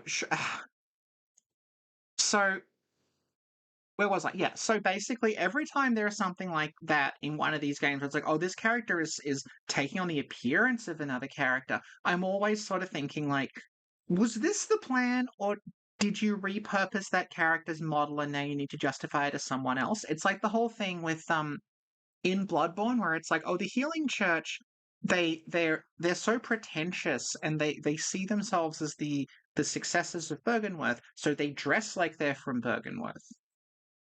But it's also like, yeah, I get what you're saying, and that works within the narrative that you're telling because it is a good description of them. But also, this allows you to reuse the same like models for both of them. So like you can reuse like Mikolash is dressed like the scholars at Bergenworth, even though he's from the Healing Church. Stuff, or like the choir and everything dressed like Willem. So yeah, I'm there is no way I can sort of look at Ashes of Ariandel and think that there wasn't supposed to be a Velka thing going on. In the same way I can't look at Ringed City after the game makes a big deal about this design here is the Sword of Avowal. It's popular in Londor. You know, Yeah. Londor, and in Yeah. Londor, that's where all the hollows are, in Londor, and in Londor, they love primordial serpents, in Londor, where the hollows are, where the Sword of Avowal is, and then in the DLC, you go to a city, and there's statues of primordial serpents, and there's hollows, and the Sword of Avowal's everywhere, and it's the Ringed City, not Londor. Yeah. So, Not Londor. yeah, Not and Londor, not no, it's a Velka. complete no, it's a completely different place. So like I'm in the same way I'm fairly certain that like the Ringed City's like assets and everything were probably supposed to be Londor at some point. Or I'm fairly sure that like Frida was maybe meant to be Velka at some point. But yeah, it's kind of a little bit of a mess, isn't it, when you think about it? But like, hang on, Frida's an Frida's an Ashen one. And when you have two Ashen Yes. ones in the same room, Yeah, yeah, yeah. there's a fourth phase Yeah. to the boss fight. That's what it says in the And Sacred he whips Scrolls. himself to keep the fire at bay, right? When the ashes are Yeah. two, Yeah. there's a third phase. Yeah. Bravo, Miyazaki. No, that's true. That she keeps saying Yeah, Sophie, but he uses his blood he's to using keep the his fire blood to at bay, quench the or am I flame. Yeah, imagining it? Yeah. he's Okay. got like a Timu Lord vessel. Yeah, yeah, yeah. Yeah. Fetch me my flail. And okay. And so did she convince him that's a good idea? Let's keep this thing going? Who convinced who, or are they just like 50-50? I'm just gonna have to look at it because I've I'm not trying to played remember this. why. Hang on. Why is this a thing? Why don't they just burn it down? Because all I the think I'm inhabitants are doing like, okay please burn it remembering down. something from 2016, but I'm not that good. Okay. Hang on. No, I remember the inhabitants being all like, "Ew, it's time to let it burn, guys. Things aren't Yeah, going too yeah, well here." yeah, And then like Sister Frida and Guinevere, I forget yeah, his name, Ariandel, they're yeah. like, "Nah." But like why not? That's what I don't remember. 'Cause clearly you need to burn it, but they're like, "Nah." Okay, hang on. I've got it. I see flame. Yeah, okay, Flame okay. flickering once again. Not enough blood yet shed. My flail. Bring me my flail.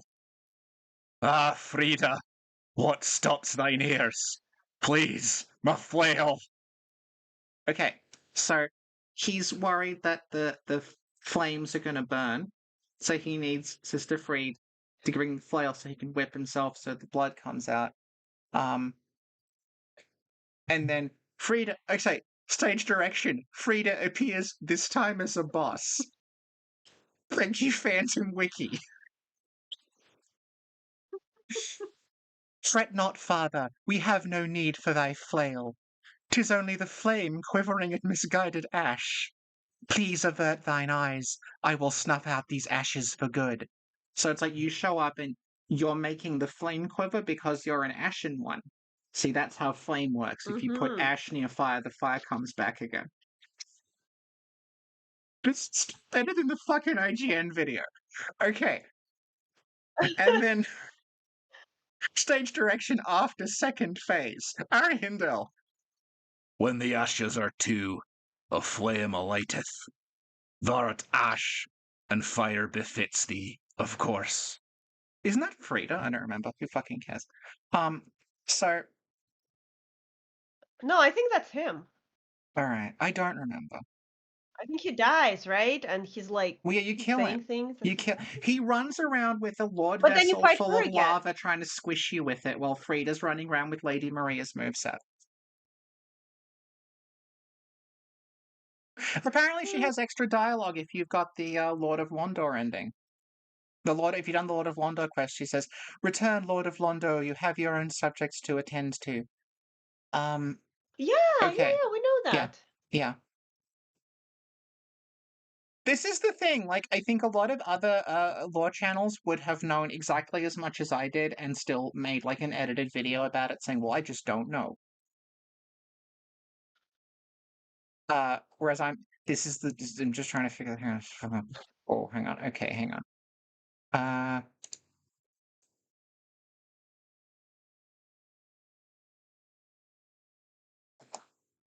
Oh god. Okay. Sin, say something to keep people entertained. Oh, okay. So, Jujutsu Kaisen. All right, who's everybody's favorite character? Frida. Okay. I don't know. I'm really liking Yuta these days. He's pretty cool. He has a cool little Gokudera. moveset. He's actually what? Gokudera. That's Reborn. That's not Jujutsu Kaisen, Sophie. That's Okay. Reborn. Yeah. So Yuta is kind of like as powerful as Gojo, right? But we know Gojo is sealed right now, right? Mm-hmm. So he's probably the most powerful sorcerer available at the moment. Yeah. Uh, uh, um. Somebody said G5 Iguazu. Yes, that's a good Yeah, one. there you go. Yeah. Let's go, JJK. Let's go, JJK. I like Maki. Okay, actually, I think Maki might be like, because she's like Toji, right? I wonder, okay, Maki versus Toji, both in their prime. Who would win? I don't know. I don't know. I'm just thinking of Toji from Evangelion. It didn't go I so don't know well who when he that had a is, but it's fight, not so as I'm cool just as Toji. assuming Maki. Toji Okay. Manager of the He Year. kind of looks Look like at that. that. Hot He kind of topic. looks like that. Yeah. Yeah? Okay. It's a really Okay. cool t-shirt. I like it. Okay. Okay. Flail Mm-hmm. used by the bulbous father of the painted world. That's a bit rude. To shred his own skin, producing blood to appease the flame. Ariandel, restorer of the painted world, knew that it was painted with blood and only blood could protect the secret. Okay, there. Okay. What's the secret? The secret is they're hiding a girl in the fucking attic. Is that the secret? No, that's Gale's. Gale's hiding her. Oh, well, I mean, they're hiding her, but Gale... No, yeah, Gale... They're hiding the girl in the attic and she's looking for Gale. I remember now. Okay, I've But got it. is that the All right, secret? we're ready. Okay.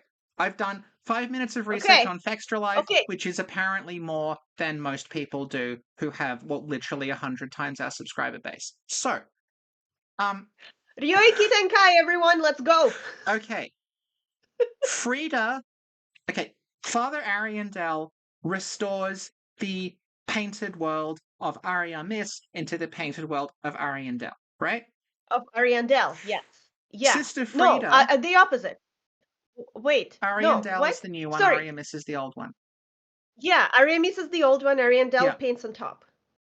Well, I don't know if he's Okay, the yeah, one go that on. paints it, because I mean, there's the girl that's anyway. I don't know how Okay, he's supposed to somebody have painted painted. it. Somebody painted it, Yeah, named it good. after him.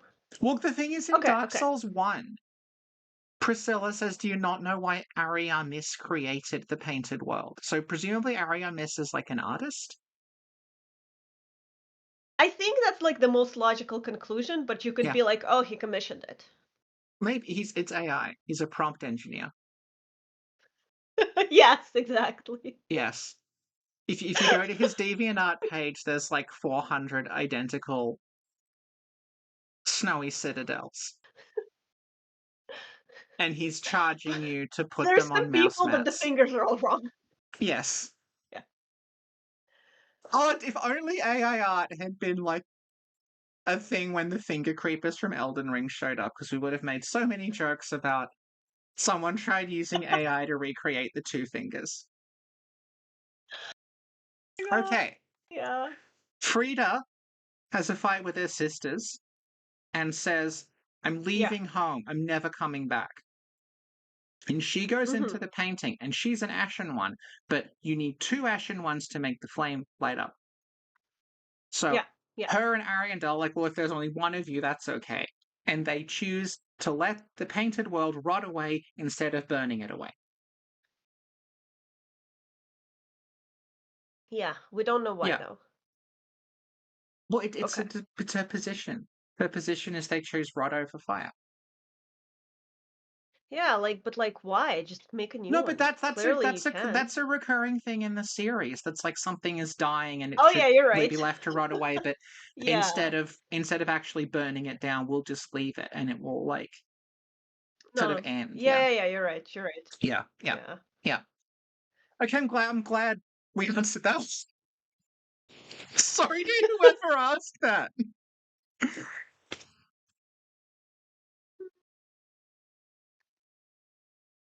But to hear my father Ariandel impression, it was worth it.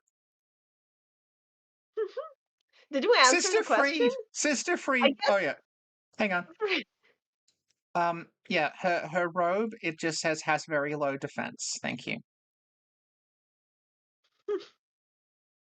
But yeah, like I'm saying, I am like almost entirely certain that when that character was designed, it was supposed to be Velka, and like I think Ariandel being a Corvian also makes sense because from memory, I can't remember if it's just his robe or he's actually got feathers, but he does have feathers on his design.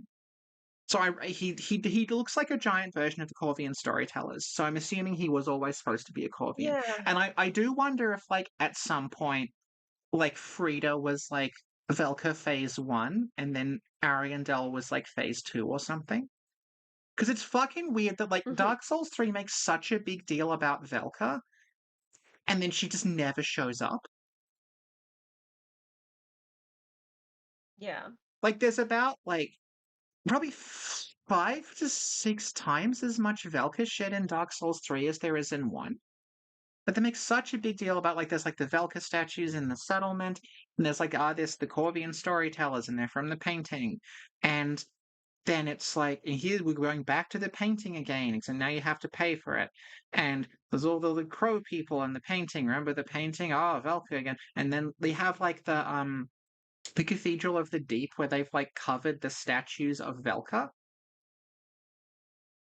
This, like I oh god, I sound like there's this is I have so much to say about Velka in Dark Souls 3. Well, they have like the Velka statues have been covered up with like the altar of the deacons in front of the statues, and you have like Gale is praying to Velka and calling her like the merciful goddess and the mother of the forlorn. There's all these set pieces where there's the Corvian storytellers who are like telling stories and they're from the painting. And there's so much emphasis placed on Velka, and you go back to the painting, instead of meeting Velka, you meet a lady cosplaying as Velka. And someone is going to say, Yeah. well, that's the point. And I'm going to say, I'm kind of getting tired of hearing that. Like, it's true. Like, if you, You're getting tired of this is hearing just a that. story that doesn't, like, it's weird in that it's like all this setup and the payoff is like, oh. In the same way that, like, they tease Karth constantly. They make this big deal, like, Yeah. yes, Karth, your dying wish. They wish the primordial serpent. Here's a bunch of Karth statues. Is Karth in the game? No. Yeah.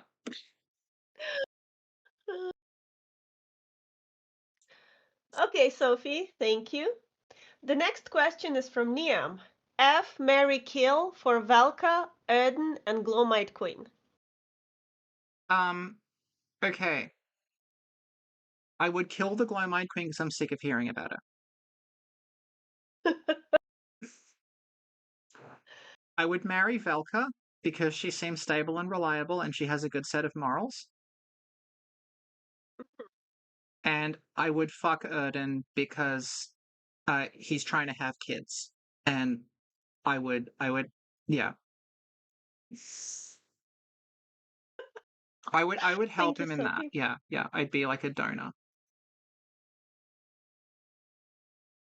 It's like a Thank you, Sophie. it's like a romantic comedy where like the great one's desperate to get pregnant and they're just sleeping with random people for a night. Oh, it's cute. Anyway, Sen, Okay, what do you I think? would have okay, Toji for sure. Okay. I would marry Choso Mm-hmm. colors, Okay. and I would kill Noya Zenin because he is annoying, and I I don't don't know who like any of him. these people are. Those are my answers, and I stand by them. What about Great. you, chat? Uh, yeah, here for sick of hearing about the Glow-Eyed Queen. We all are.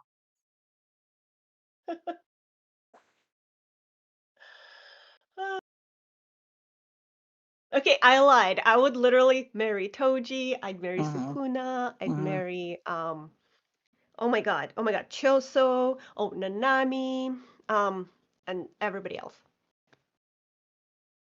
Okay. Thank you, Sophie. Okay. Next question. Ebrietus, your biological clock is ticking.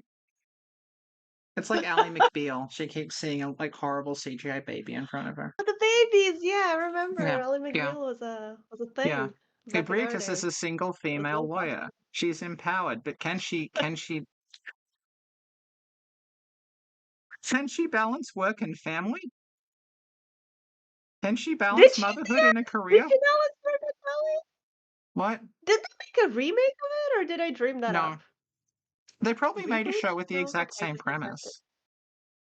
it. It's the She-Hulk. I mean, that's sort of the same, but also the opposite, because the whole thing with Ally McBeal is she's incredibly thin and She-Hulk is incredibly buff. Yes. I know who I'm backing in a fight.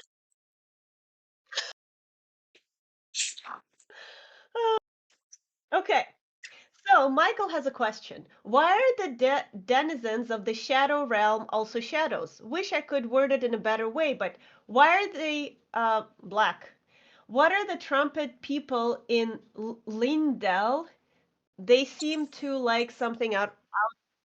I can't read. They seem like something out of Bloodborne. Okay, so Sin, this is in case anyone ever doubts that Sin's I have no dislike of idea what Elden Ring is any of this genuine. means. I'll be She honest doesn't with know you. what Lane-Del is. I don't know. Like I can be like I understood Bloodborne out of everything I read. Is this a Bloodborne question? Not really.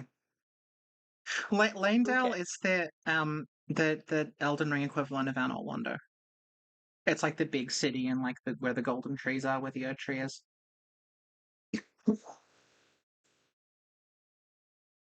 You know.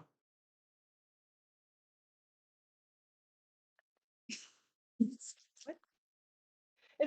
It's what the hell's happening?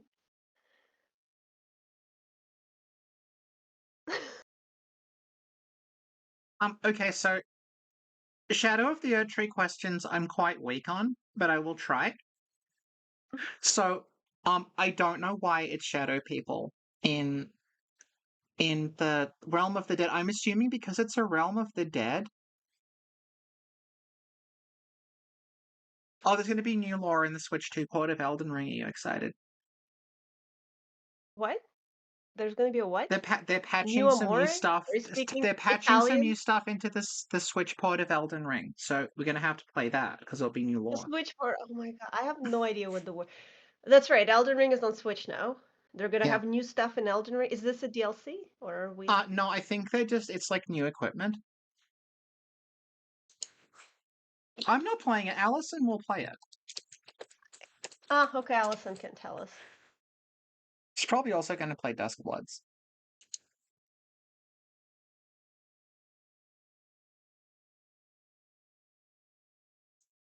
That plot exists.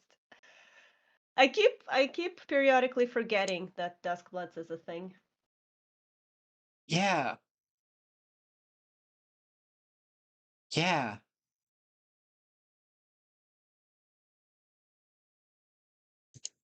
Did we answer the question? No, you didn't get anywhere near answering the question. Because I don't even know what the question is, so I The wouldn't even know who question, answered it. okay, But please go you on. know that game that you didn't play called Elden Ring? Yeah, my Yeah, boyfriend like tried to make me play it, and he even like yeah, gave me all his equipment and leveled me, and yeah, still. yeah, yeah. And remember how I Yeah. put a whole lot of time and effort into basically like carrying you through it? Yes. Yeah, and I was like beating all the bosses for you while you sat in the corner. I got you into the DLC. I did quite, and then you just went, oh, this is dumb. Yeah, Yeah. Yeah. you know that one. Okay, so someone who's paying you would like your opinion on it.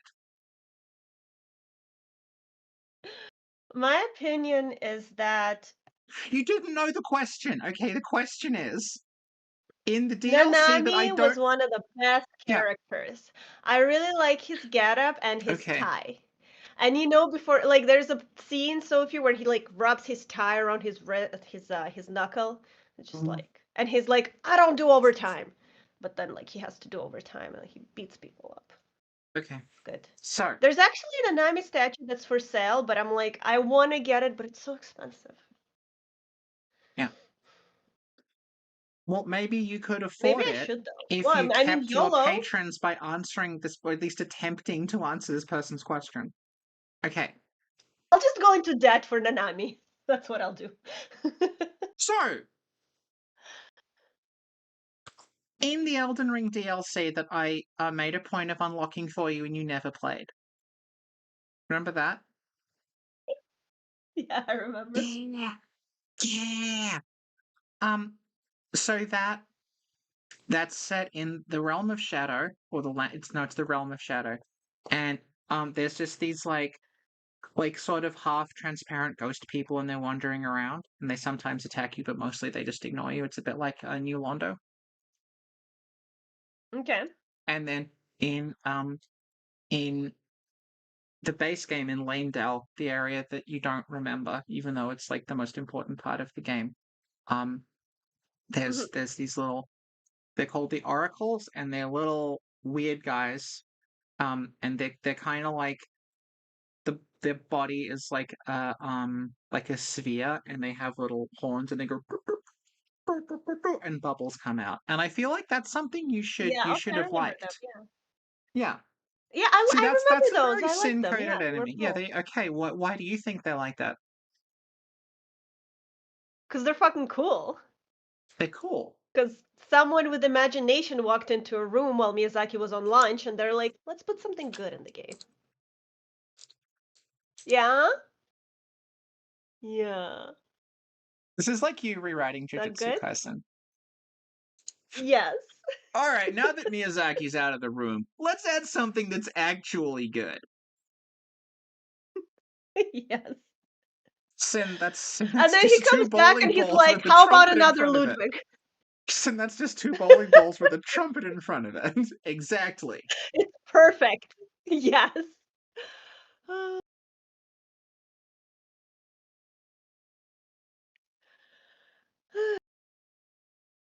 So what do you think they were though? I feel like I have no fucking idea. Just like people? Just like, well, Elden Ring is a magical land of magical things. They're like magical people that are chilling there. Oh, Allison will not be playing Elden Ring Switch. Will you be playing Duskbloods? That's my question. Oh yeah, Allison, will you be playing Duskbloods? I wish Sophie was wearing a heart monitor. We should get one. It's like people who do speed runs, but there's like the heart monitor and the. What is he to me? Allison says at this point, I care less about Elden Ring than Sin does. That's a very, very brave Oh my statement. God, Allison, I've never loved you more than today. She's mine. She's taken. We'll see about that. A girl that hates Elden Ring more than me? We'll see about that, Sophie. Does mean I have to marry your boyfriend? Yes! Established they have like similar hobbies, like Legos and Satisfactory and all that other Yeah, stuff. actually, it's true. We did Uh, kind of end up with the same yeah. person. Yeah, it's freaking unsettling. Me too. This is getting interesting. Oh, inside the drama that tore Sinclair Law apart.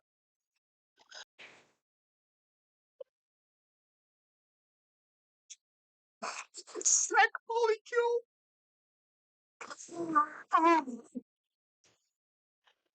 Oh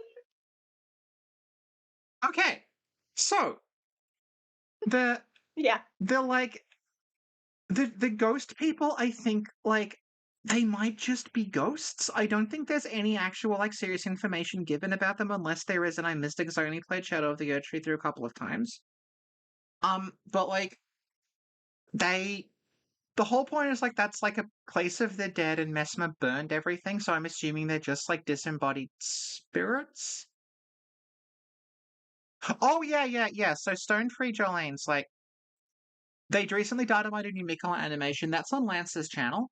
So Lance has found it's like a cutscene of Mikola planting the Halig tree. And Ah, doesn't know what any of those words mean. no. Yeah. No, I know Mikola. It's like the brother of Yeah, fuck. Fuck. that's okay. That They're girl, all the girl related. that Just name a everybody. Oh, random what's her character. They're name? probably related. Melania. Yeah. No, Did I Archie's get dead. it? They're burned down to their soul by Mesmer's flame. It's that. It's just like Mesmer burned everyone. There's just like disembodied ghosts left. Also, Okay, there you go. yeah. Also, the set of the Elden Ring movie, like I showed you that last night. Remember that? Yeah. It was just Church of America. Yeah. Ah. Yeah. Why is you said A24 is like involved in it? A24 is doing it. Yeah. So like, do they do action?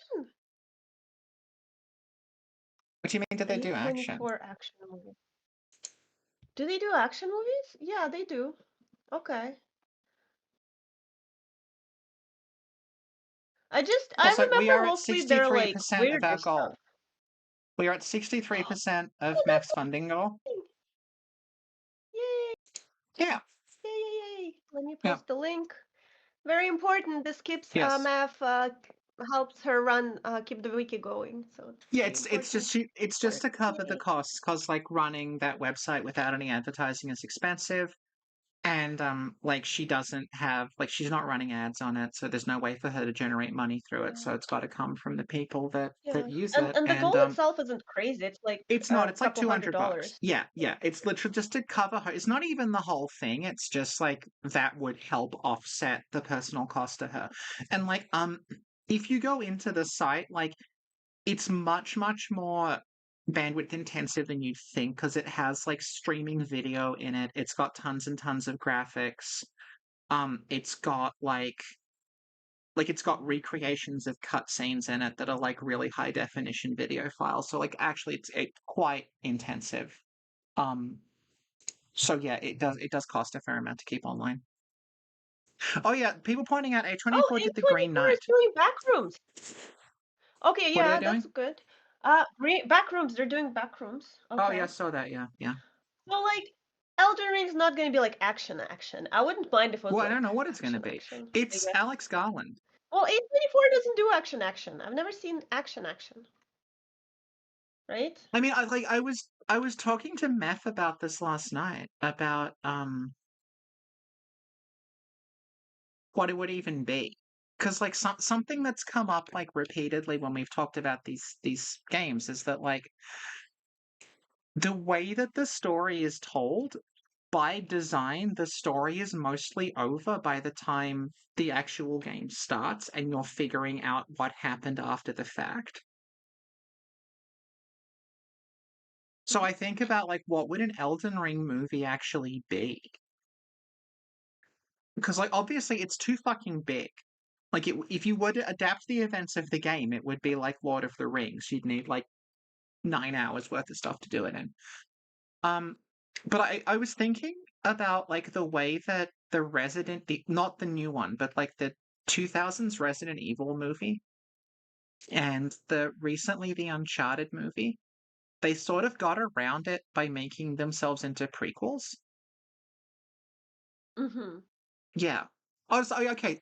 Theorizing Yeah. Vike is the focus. That would make sense. Like it make sense if it were like a prequel to the game or like the story of Vike. But it could also. I'm wondering if like I don't know if they do it, but like I would be interested in if you did like a limited like mini series thing about the events leading up to the game. Because you get hints in the game of like the characters hanging around like Lanedale and arguing about the thrones and everything. And I'm kind of like, you know, when Morgott gives that soliloquy about the thrones and about how like his siblings are all plunderers and they've abandoned the thrones and all that other stuff. Like to me, that like if you did like everyone squabbling in Lanedale, if you made it like I know because it's fucking George R. R. Martin and I hate saying this, but if you made it like Game of Thrones, where it was like the squabbling, feuding children of America leading up to where we are now, because by the time the game actually starts, everyone's off sulking and not talking to each other. So I don't like Mm. that character drama has to just be implied and not seen. And I reckon this would actually be a good opportunity to do like those characters, yeah. Hmm. I Like there's mean, this the you know, Sekiro I anime, tried but watching Game yeah, of Thrones. yeah. Like, I tried, and then I watched like the first episode, and I had to Mm, put it like double the speed because it was like okay, boring. And then yeah. I And tried so to watch another, and then I gave up. we'll add Game of Thrones to the list of widely acclaimed works that you're publicly slagging off. It's just not tea. It was kind of like Yeah, the yeah. clips. Okay, I'll be honest. The reels are fine. Like if it's like a 10-second thing and it's like somebody got stabbed. Okay, great. But like the whole hour of that, just like what? I don't know. Okay. It's Kaizen though. That's good. Yeah, yeah. You know, the The, Maki episode was like one of the best anime episodes ever, but now the season finale of season 3 is like the yeah. best anime episode ever. Okay, yeah. That's where So Yuta kisses a cockroach. Have you seen that meme? where does That's the Jujutsu one. Kaisen sit on the Sin like anime hot or not thing Oh, it's spectrum? definitely it's like it's not Reborn, okay? But It's it's not like quite I as good think as it's the Reborn. closest. Not as good Yeah, as MD yeah, but it's Geist. like okay, I'd say not as good as MD Geist. Not as Yeah, good as MD still Geist. like Okay, still yeah. not as good. So it's between MD Yeah. Geist and Reborn. Much better than Pat Labor. Yeah, yeah. There's a new Pad Labor. Are you excited? I feel like my boyfriend told me about it and he said you and Sophie should watch it and talk about it and I almost kicked him out. He almost slept outside. You know, like the OVA series of Pat Labor is like a bit lighter and more fun than the films. Like me crying after becoming a widow for the 70th time Yeah, watching yeah. JJK is more fun than any of the Pat Labor stuff we watched. Okay, Mm-hmm. so I'd like to point out also that when Sin is like any of the Pat Labor stuff we watched, she's talking about the movie from 1989. Like, she talks like I made her sit down and watch like the entire series or something, which you'll notice she did to me multiple times. But us watching like one movie that's about 90 minutes long, which by the way was for someone else's podcast. I didn't make her do that. We were asked to. On the basis of this, I'll she's make still you not watch it. forgiven me and decided everything involving Pat Labor is terrible.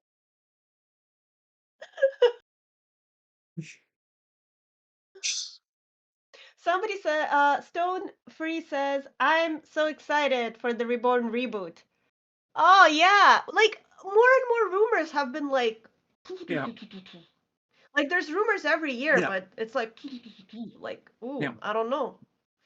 yeah, I don't know. My boyfriend's yeah, also very he loves Reborn. My boyfriend also loves yeah, Reborn, you know. yeah, yeah. We're a Reborn family, so Yeah, no, it's good how you I made me almost sit bought down and a watch 34 episodes of Reborn, which amounts to what, like about 9 to 10 hours, and I haven't complained. but one 90 minutes of pat labor for someone else's podcast. There's just like set this fire in your belly, and you now have to complain about pat labor no matter what we're doing. Yeah, yeah, I know.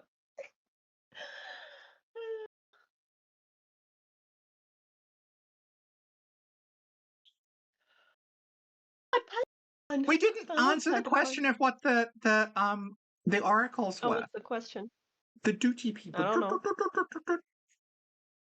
They're just cool. They just chill. Like what am I?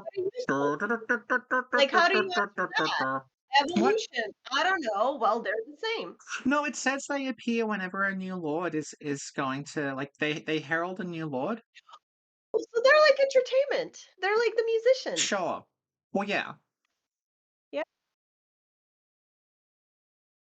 You know, Okay, Angèle de good. That's been a Poitrine? great answer. The transparent people are ghosts, and the people with the trumpets are musicians. Yeah. Yeah. You know, Streaming Angèle for de Poitrine, 2 hours and tabarnak. 6 minutes. Sophie, listen to me. Do you know Angèle de Poitrine? No. Okay, it's this new thing. It's a band, Mm-hmm. and it looks like this, and it's really good. They're from Quebec. I'm gonna post their wiki, Okay. Oh, and okay. they have like really creative songs. Yeah, yeah. And Yeah. the drummer is on the right, and then the guitarist guy has like a double guitar, Mm-hmm. and they make like they what is it when you like record a sound you're making and then loop it or whatever? I know. So they I've do some of seen it. I that don't know what it's stuff. called. Yeah. Yeah, yeah, like, and it's just two of them, and they make whole musics. It's amazing. Mm-hmm. Mm-hmm. Yeah. Anyway, I like their look though. Okay. Back to Elden Ring. So basically, it's the same as these guys, is what I'm saying. Just like a cool creative musician look. Yeah. Good.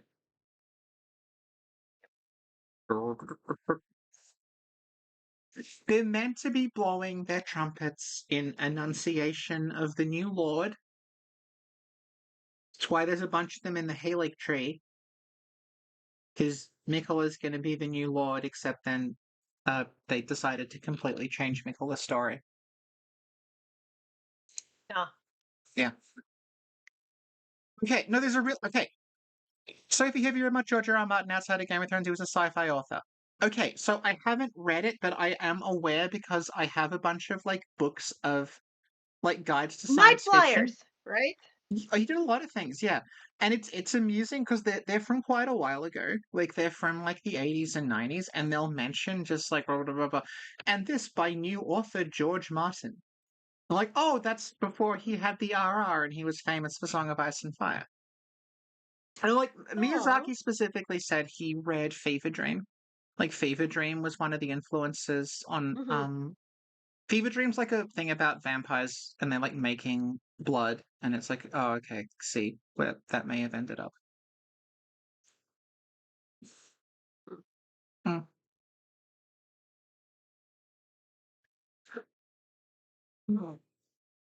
Did we answer, or Well, it says that the are we oracles are moving there. on to the next Well, I mean, question? are the oracles even human? Because it just says they appear when there's like a new age. So for all I know, they're like, unless it's specified somewhere else, I don't know where the oracles, if they just like appear or something. Maybe they're like a traveling thing. Like you gotta Yeah. travel and then you travel back home. This is You know? this is what other lore channels would do sincerely. They just go, oh, I don't know, they're traveling, I guess. Anyway, if you want to travel safely, try this video's sponsor, Raycon earbuds.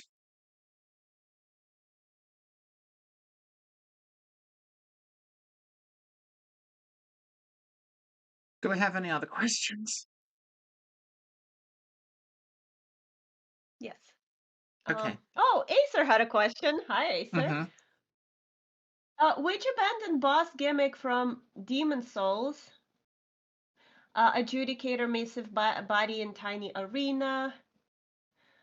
firing ballistas into Dragon God, Old Hero, Blind, etc. would you most want to see revisited? Sin?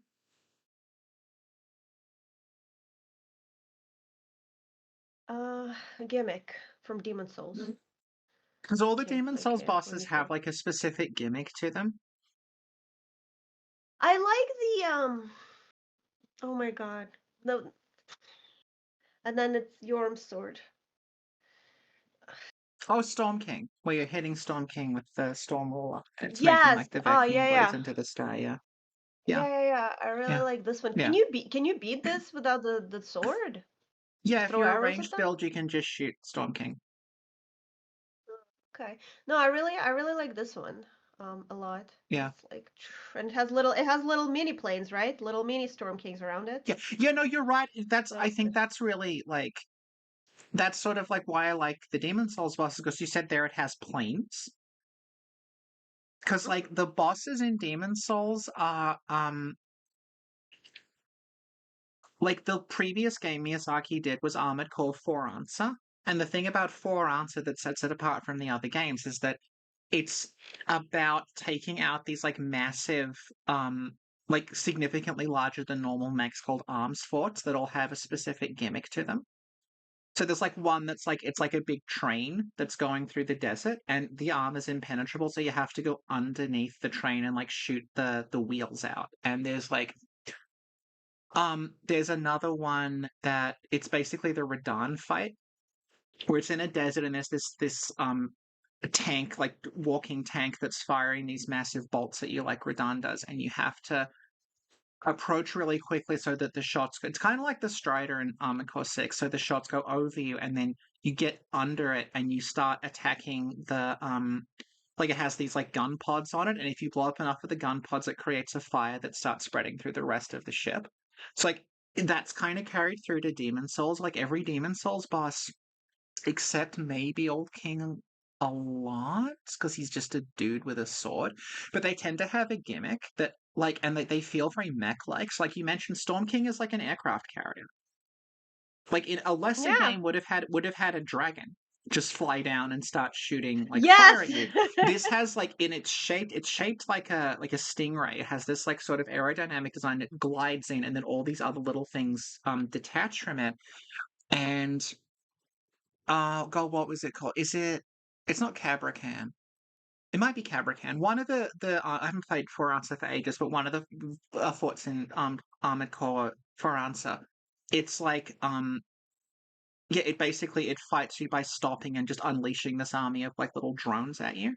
I think that's Cabracan. Or is Cabracan? There's I forget which one. They have weird names. So like that happens in it, and then like you have like phalanx, where like phalanx is like a central like core that's protected by these like it's similar thing. It's Oh spawning little like yeah. yeah, Cabracan. Okay, good, I was right. It's spawning like little drones to protect itself. Tower Knight, you have to attack the feet first to make it like unstable, and then when it falls, you can hurt it. Like Adjudicator has a specific weak point in the side. I'm running through them in my head. Like, Flame Lurker is pretty much just a straightforward, just like you're fighting a dude who's made of fire. And like Dragon God, you had to shoot it from the 3 different ballista before it would be vulnerable. Uh, who else is in it? Actually, now having said that, there's a Alhazard bunch. says, "What's the most effective way of beating off the penetrator?" Listen, having I said can't that, I'm believe like actually like half the bosses in Demon Souls are just a fight with a guy, aren't they? But sometimes the guy is made of leeches. No, but like the thing about the demon, they have like I think this is part of why you like Demon Souls and you don't like Dark Souls as much, because Demon Souls feels like more physical. It doesn't feel like it's fantasy tropes, even though there are dragons in Yeah, Demon Souls. yeah. Yeah, but like the aside from the 2 Wait, dragons that just the circle dragons, one of them literally punches you out. yeah, That's that's the cool. thing. It's like you have the dragons that circle Boletaria, but then there's also like the big boss dragon. It's not like Calamite or like Mhm. dragon, ancient dragon from Dark Souls 2 or something. It's just like a weird like monster guy. Like it's got human hands. And it's like bound in a temple, and instead of fighting it like a dragon, you have to like shoot these like massive ballista into it to sort of like it's a stealth mission basically where you're trying to like avoid this thing finding you while you depower it, and then you can go in and kill it Mhm. instead of like like fighting Mhm. or like Sin the Slumbering Dragon or something. So there's a lot of like really cool gimmicks in it. I liked Old Hero because Old Hero's gimmick is that he can't see you; he can only hear you. So if you equip the thing that reduces the noise that you're making, he won't know you're there unless you get really close.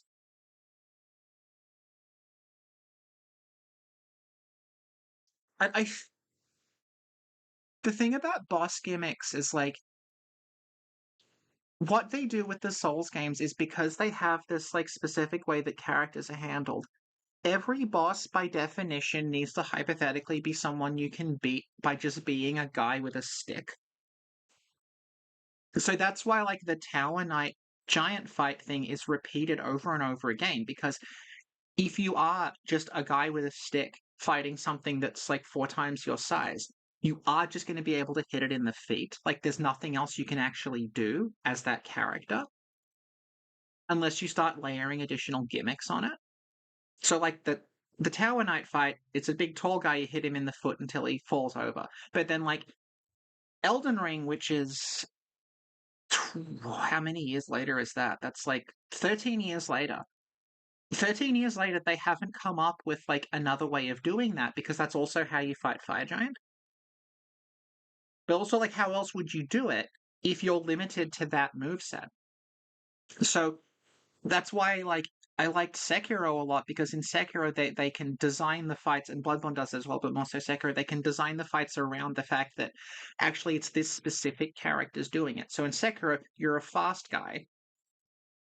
You fight by deflecting stuff, and you've got a grappling hook. So you look at the fight with Guardian Ape in Sekiro, which is like about the size of Tower Knight. And you're like, that fight is designed around the fact that you can fly around the arena, you can grapple onto the ape, you can like there's these like cliffs and things and trees that integrate into the fight because specifically you're playing as Wolf. But if you shoved Guardian Ape in Dark Souls 3, you don't have that moveset. And the game has no way of ensuring that you do have the moveset, so it would probably have just played out like Bloodletting Beast.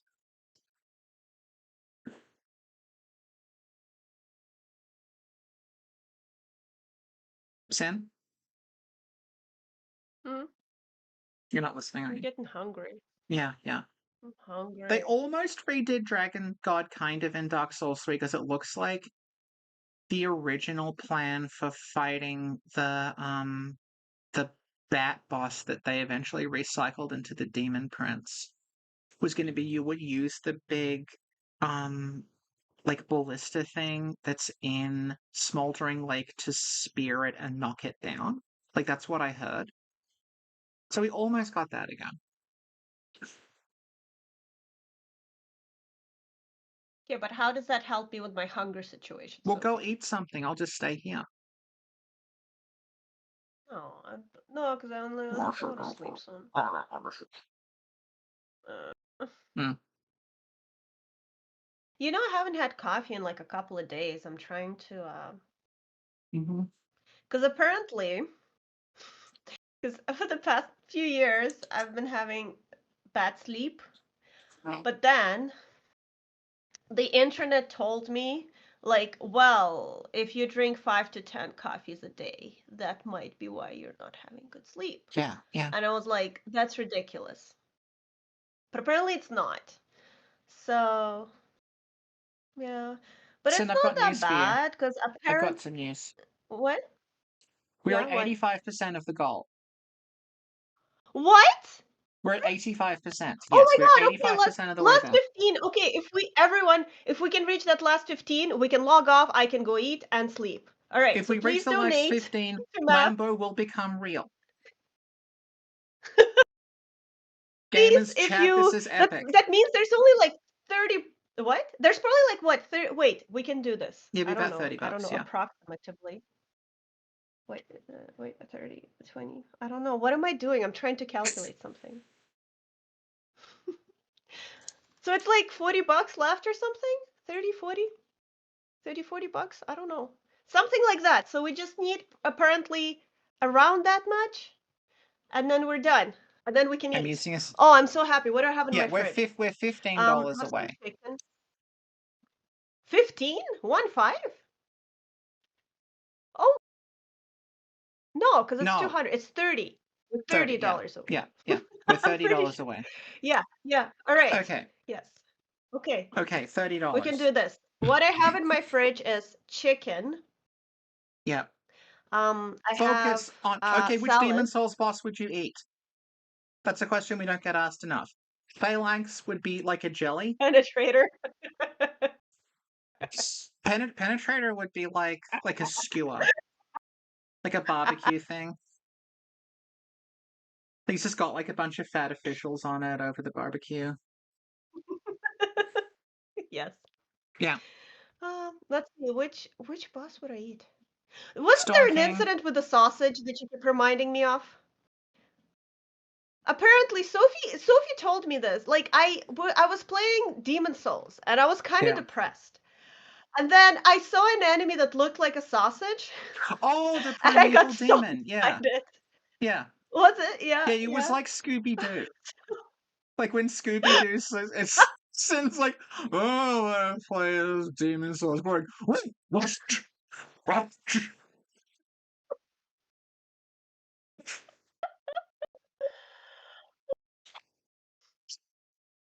Storm Ruler Fillet. Yeah, okay. Okay. Oh. Clap if you believe in Lambo. Yeah, so they were selling this like I didn't buy them because I literally had to be like, no, Mhm. no. Mhm. It's like but it was like $400 or $500. Oh, it's like a thing. It's Lambo, but it's adult Lambo holding the baby Lambo, and it's like So with that like little created time LEDs, whatever. paradox It and was end the really cute. universe. Yeah. Oh my God, maybe no, no, no, I will not. Then there was another one which I literally had to physically restrain myself, Hibari. They had like this whole Hibari again, but it's like Yeah. it's so expensive. It's Yeah. just like this, and it's like 500 friggin' dollars plus tax plus shipping, and I'm like, excuse me, what? Who's buying these? But But apparently not everyone, that because long they're ago, sold we out. recorded a whole thing about how I've spent an enormous amount of money on Madam Web merchandise. But that's different. Madam Is that Web is a classic. that's I true? don't know. That is In a our hearts, Madam Web drink bottle. that is a Madam It was Web drink bottle. exclusive to the Australian release of Madam Web because I checked, and all the different countries got different promotional items. Yeah. Australia got the insulated drink bottle. I had to haggle with someone on eBay for that. It ended up being close to $100. Okay, so you're good, girl. Maybe you can haggle some of these statues down for me. Send. I got two. Yeah, So I have one mint condition one that's that you amazing. can't see that's on my Madam Web shelf. And that's the Okay, one that I okay. just use as a drink bottle in public, so everyone knows I love Madam Web. Okay, okay. Amazing. Okay, what we will do now is I'm gonna look. I have a couple of sites. I actually, We should really focus okay, on the I know questions that are being asked here, I think. we should really focus on the questions. Yeah, No, because a lot of digressions, the and there's what sites we're that doing now, which I think is just the show a has lot gone of into these sites reverse. are like they're not good. Some of the sites are scams. So I actually did Yeah, some research. yeah. I know you don't like AI, but I used AI smartly where I asked it to double check my Ooh. research to be like, okay, which ones are scams for sure, which ones are not, which ones ship to Canada. Do you really So I want have a list to use AI to check if of something's correct? Didn't websites. you use AI and then check it I mean, yourself? I already had an idea. Like I already did some research. This is like a double, triple research to be sure. Uh-huh. And I'm actually better than the AI, but Yeah. it confirms certain things, which is good. So I have a whole list of places that sell Gojo and Toji and whatever Yeah, figurines. yeah, And yeah. I have it arranged like some are Canadian, some ship to Canada, some international, and the whole list to stay away from. Um, and one of them actually had this new statue of Gojo, but it was on pre-order without a picture. I actually can't So see the I'm gonna questions. go. Sin's got them, so it's like I'm just have to wait for her. It's a I don't have hostage a choice. situation. Yeah. Okay, it's still on. Okay, it's still on pre-order. There's no picture. It's $299 USD. Full price. Wait a minute, that's the deposit. Holy shit! Dollars is just the deposit. Full price. So what you can You're do is you talking can about put this. down We the have deposit. references to the Sinister Six and references to Slipknot the Man Who Can Climb Anything in chat, and you're ignoring them. What is that? Tell me, what does that mean? He's from Suicide Squad. He's the first character that dies. Ah, Where it's really, I was like, this guy's really cool, and this guy can do anything, and this guy's amazing. Also, there's this piece of shit who did a whole lot of horrible, unforgivable things, and his power is he's got a fucking rope. I wonder who's gonna die first.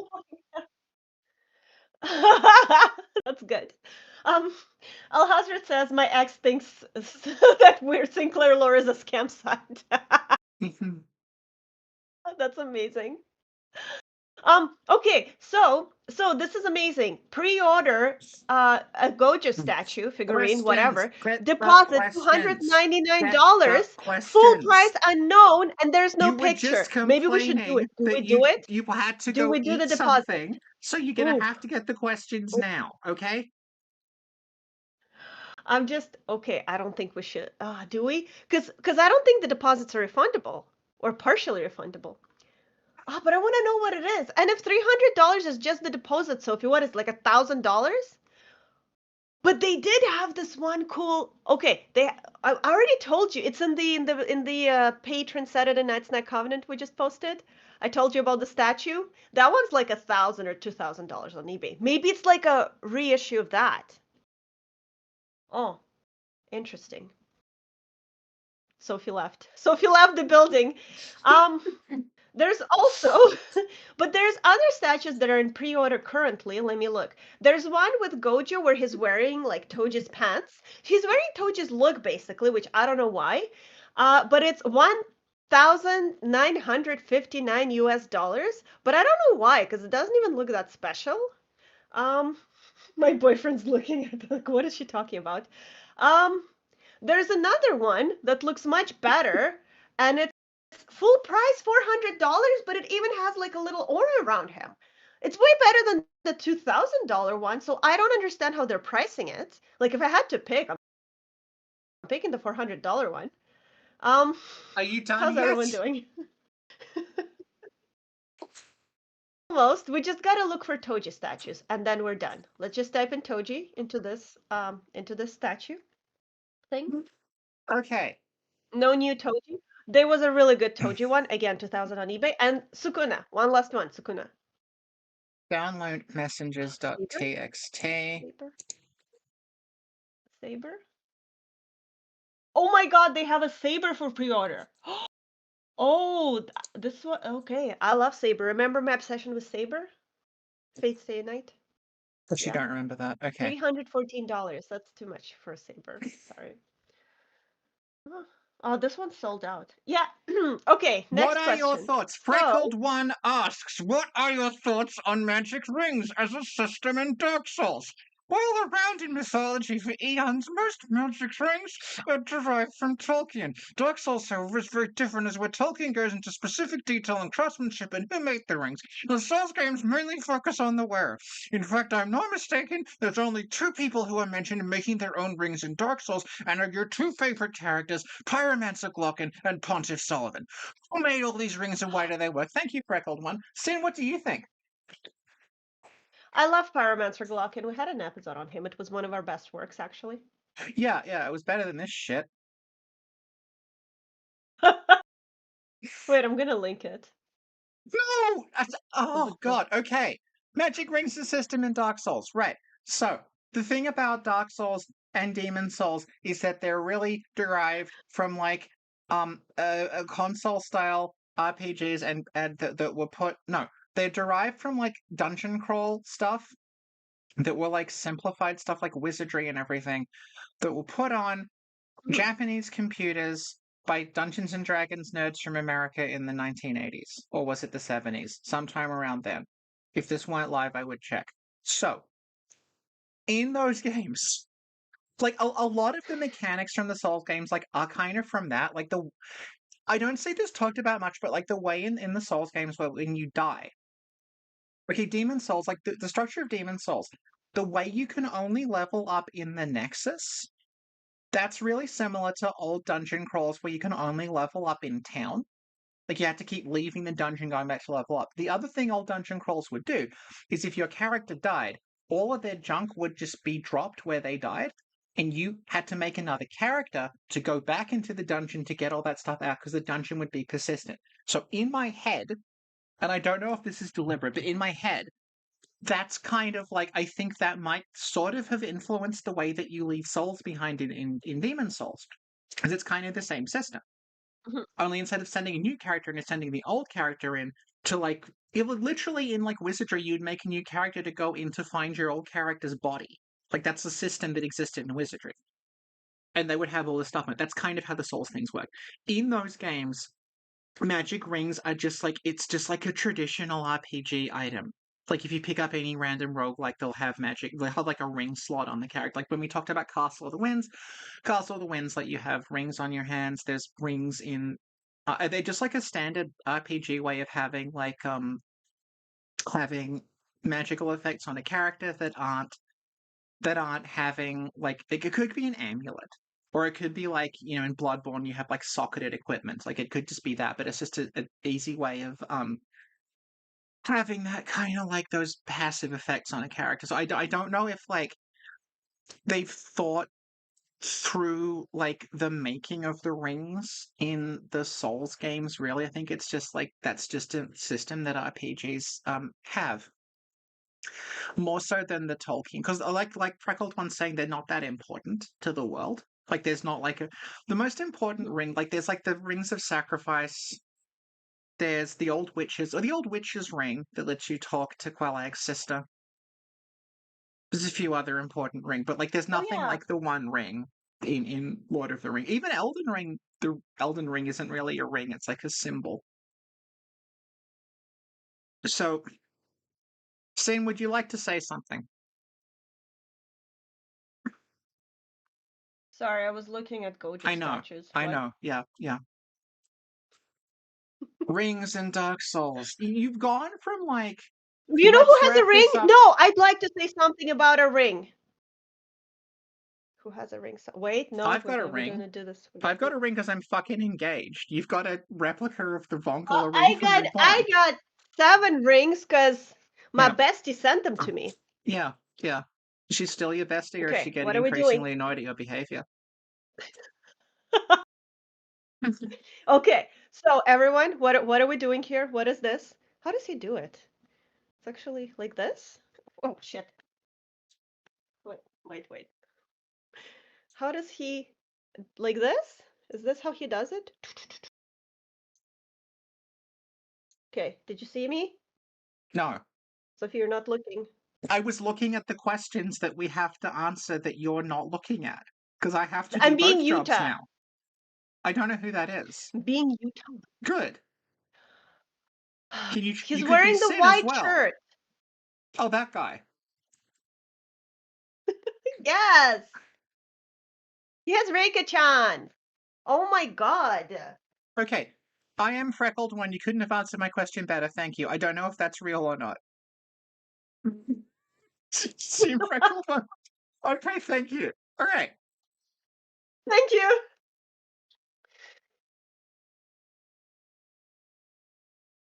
Um, Oh my god, there's a okay, wait, I just noticed something. You know there's a button in chat? It says top fans. So if you click it, it says number 1 is Al Hazred. Number 2 is Ted Lime. Number 3 is Zach. 4 is Try Not to Die. 5 is are they Allison. regretting their 6 is choices? the 3 2. I don't know. It like everybody's ranked. This is I don't know how is this the algorithm pick? Oh my goodness. Did YouTube decide like these are my favorites? What? That's amazing. Okay. Okay, I have very good news. Yes. 110% of the goal. Acer, you're 27. Sorry, what? 110% of the goal. Oh, let's keep going. Can we reach 200%? Can we do maximum overdrive? Okay. Stop talking, right? You have to decide whether you are hungry and have to go, or you're going to stay here and try to finish the rest of the questions, or you're going to talk about Jujutsu Kaisen, okay? Because we can't do all Jujutsu three. Kaisen. Jujutsu Fucking Kaisen. Christ. Jujutsu Okay. Kaisen. We'll forget soon. I'll just mute you.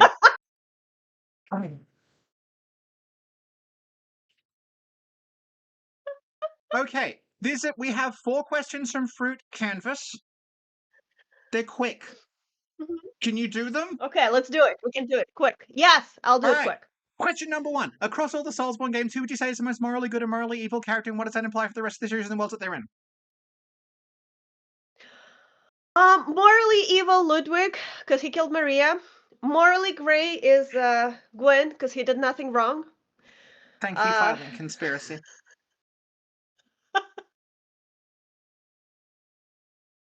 No, moral. The best one is always. Oh my God, Gwendolyn.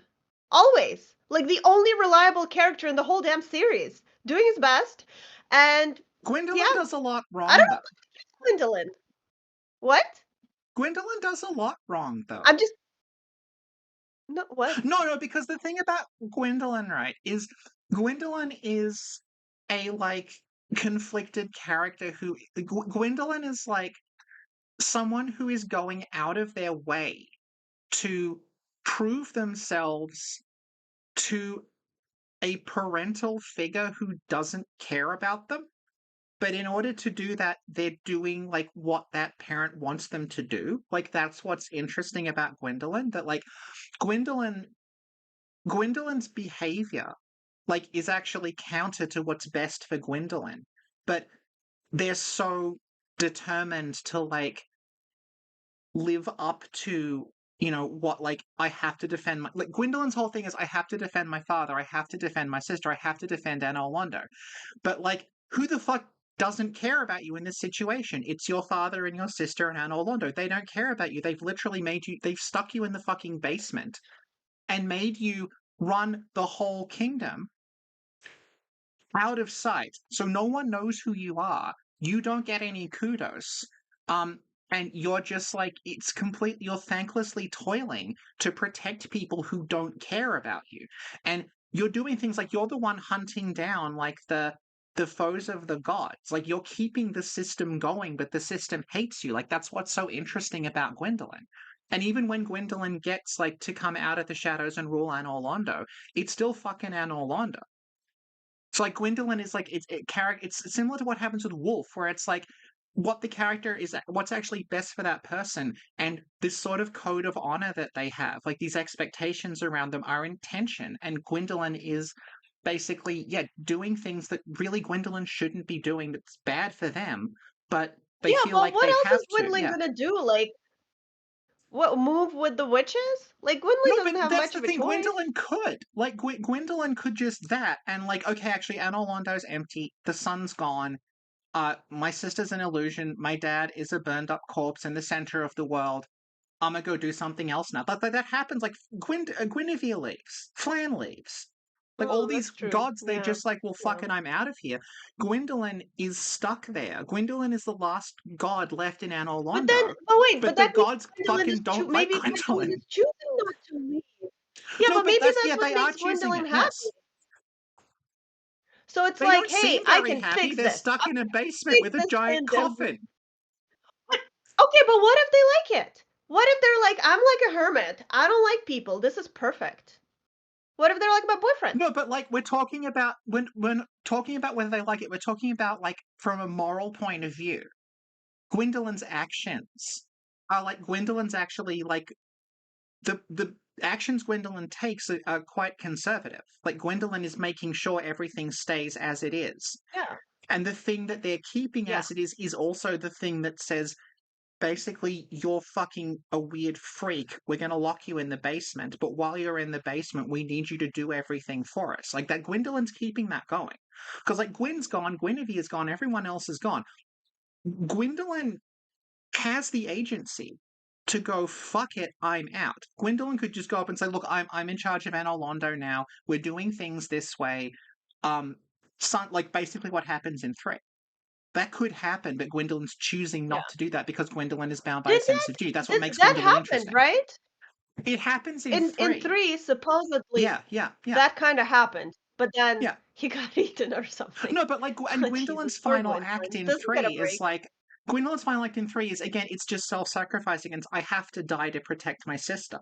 That's right, It's for like, Yorshka. yeah, Yes. Gwendolyn's entire life is just sacrificing themselves in the name of people who, like, do not have their interests at heart. That's why Gwendolyn's interesting. Wolf is a similar character in Sekiro, but that doesn't mean Gwendolyn's actions are morally good. It means that Gwendolyn is conflicted. Yeah. Okay, I see that. Yeah. Who's bad? No, it's a question in chat. Trying to think. Stockpile Thomas is a good character in Demon Souls. Who- He's the guy who looks yeah, after your gear, Stockpile great. Thomas. He's really, like, Non-imposter great, chill. Yosefka, good person. She's just trying to, like, cure the illness in Yharnam. She's a good person. I know. Chapel And Dweller. I'm still what? Chapel Dweller, yeah. Oh, Chapel Dweller, yeah. You know what I'm still upset about? Non-imposter Yusefka, like, tries to flirt with you a little bit. I thought we were gonna grab a coffee after all this over, and no, that didn't happen. No. You know who else is a good person? You're smiling Lawrence. slightly. Lawrence. I think from Lawrence's point of view, he understands that the people of Old Yes. Yharnam are victims too, in a way.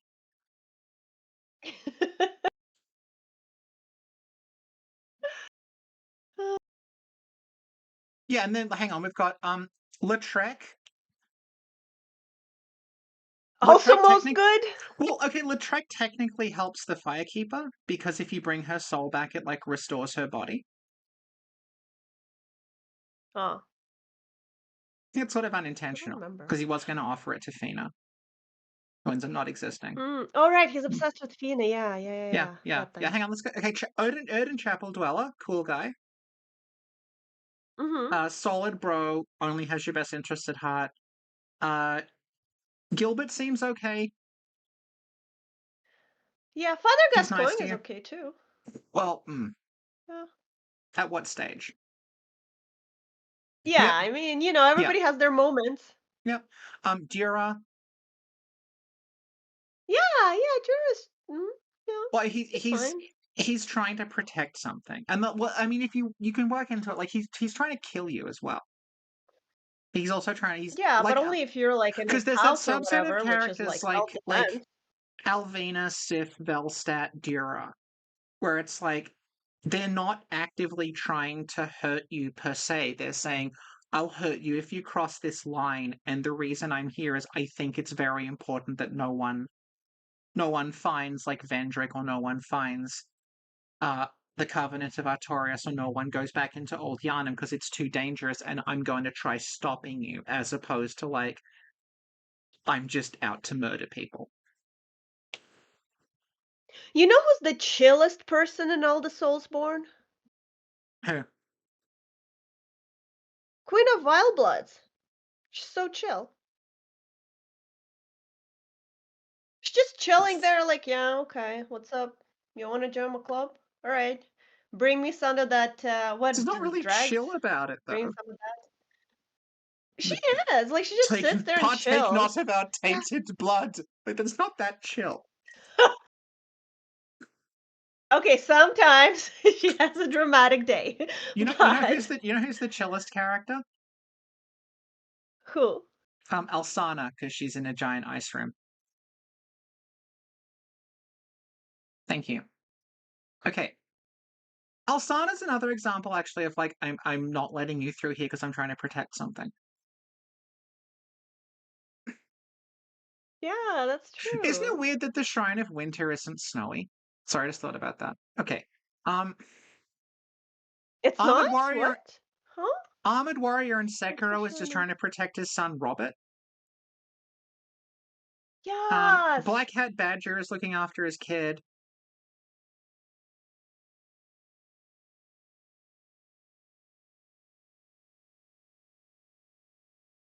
saint. The saint that's chilling in the sewers in Demon Souls. Is she doing Oh, anything bad? I Estrella. don't remember. Estrella. Yeah, She's yeah. presented as not doing anything bad, but I think this came up in a Loki episode, but it's like it's more obvious in the Japanese, but like basically she's more like a cult leader. Like she's sort of moved in and she's like everyone's sort of enthralled to her as opposed to her actually being that helpful. Um Okay. okay. Um who's morally evil in the Souls games? Ludwig. Sure. That's easy. That's easy, yeah, done. Yeah, I guess Lawrence is pretty Yeah, high up there Lawrence for is reasons we have discussed at there's a lot of length. stuff about how Lawrence is a very bad man. Um Um, Rykard, it's just oh, what? Rykard because he's What? Rykard the snake guy if you haven't played it. He's an Elden Ring boss. He's just an enormous ham who's also a snake and just Um, like devour oh, my Rykard! gods. Yeah, yeah, I remember. He He reminds me was of like Jeremy Irons in the family, Dungeons and Dragons. family. Yeah, he's all about family. Uh, So yeah, will he be yeah, played he's by Vin Vin Diesel. Diesel in the movie? Yeah. Okay. Okay. Yes. Yep. I Bray literally, when Wyatt. we did that episode, I put a clip of Vin Diesel or something talking Yeah. about family. Yeah, remember when you Yeah. had anything to do with Elden Ring content?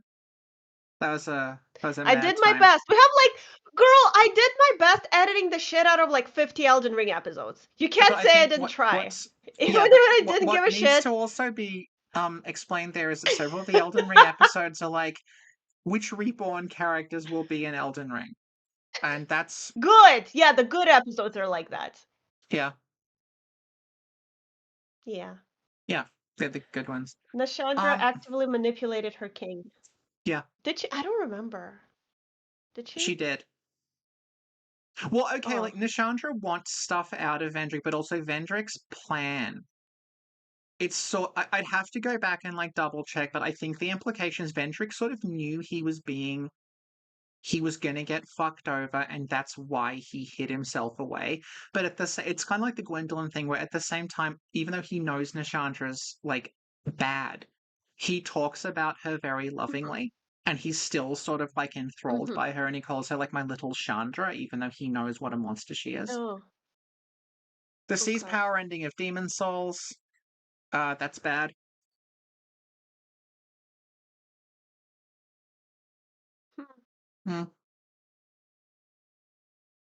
Pierre from Stardew Valley, he's a monster. Who? Who else is bad? What if the player is the real monster, and if you get 99 inside, it turns out you were actually a beast the whole time? Wouldn't that be profound? That would be so profound. Yeah, be great. Okay. All right, next question, Sophie. We can do this. In all the endings, except this is a Sekiro question. Although this does tie into what you just said about Lambo. So in all endings except for Ashura in Sekiro, there are two different Ishins existing at the same point in time, which is true. So for reference, like the end of Sekiro, Yunichiro uses a mortal blade on himself, which causes Ishin to crawl out of his body, right? Kind of like the substance? Yeah. Yeah. So now the thing is, Ishin is also dead in real life. Like he's dead in his like room where it's his bedroom where he drinks where you give him sake. Like he's just dead there. So Okay. And Mimi has shown this off. Like this is actually how it works. Both those bodies will stay there. So you can like visit Ishin's dead body in like Ashina, and then if you go to where the Sword Saint fight is, there's just like another Ishin body. So it's not like Ishin came back to life, like they basically cloned him. So the question is, what would happen if they met? Because that's like adult Lambo holding baby Lambo. Yeah, I don't know. Good. I'd be like, what's up? How's it going? All right, you? Oh, could be better. Wouldn't it be weird? If you imagine meeting yourself, isn't that weird? Because the other person knows everything about you. Even all the cringy parts? Yeah. Oh, I would die. I'd be like, I'm a die of cringe. Ugh. So how do you Oh, feel that's about what I this do. One stream of them then? would die of cringe if they met. What? If you watch this stream back, how would you feel? Excellent, because we talked about JJK, and that's the Well, best. I know you talked about JJK. You talked about JJK. Well, you did. You did. Okay, what would happen if two Ishins touched? They touched? Would the world end? Would it be like Time Cop?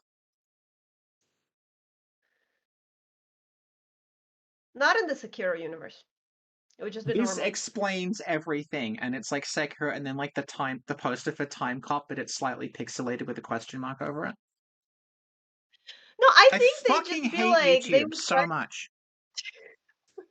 I think they would just like sit down, talk to each other, and talk about where they went wrong, reminisce, you know? Like, I feel like it That's would be also the like, plot of Daikatana. Because in Daikatana, there the we go. hero and the villain have the same sword at two different points of time, and if they touch, the world will end. And it's a katana You know like in about Soul Sekiro. Reaver?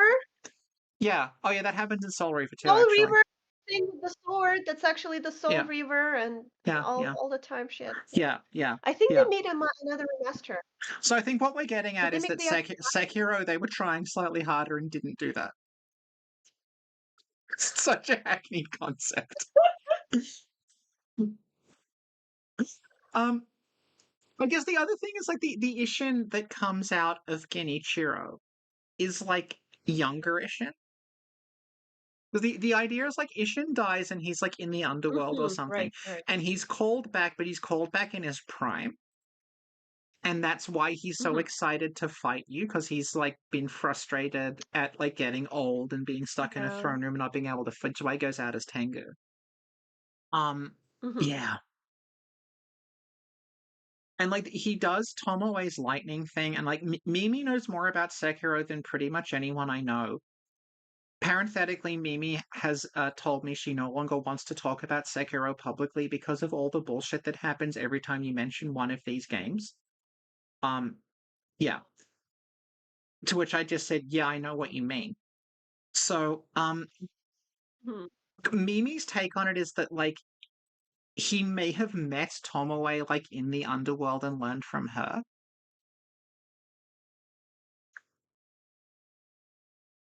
Yeah, you want to say? You didn't finish Sekiro, did you? No, No. I no, got to the shirtless guy and then I was like, that it's was Genichiro. hard.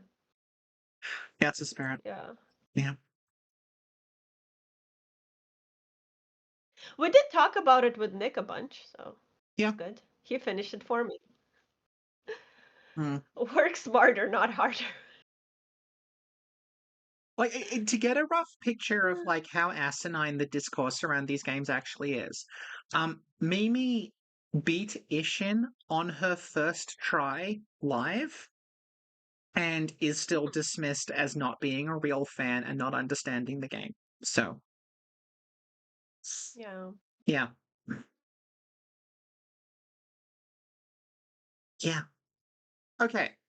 Um so what would happen if they met? They would fight each other because Ishin loves fighting. But also love sake so much they might drink. They could drink together and reminisce about things they both knew already. Yeah, Yeah. Yeah. exactly. Yeah. And then one of them would die of cringe. Yeah. Okay, next question. Okay. In Bloodborne, why do stone pebbles look like eyeballs? Is it because the people beyond them are turning into stone, or was Miyazaki exploring something outside of his fascination with feet for once? I think they just look like that because otherwise they would just be a circle.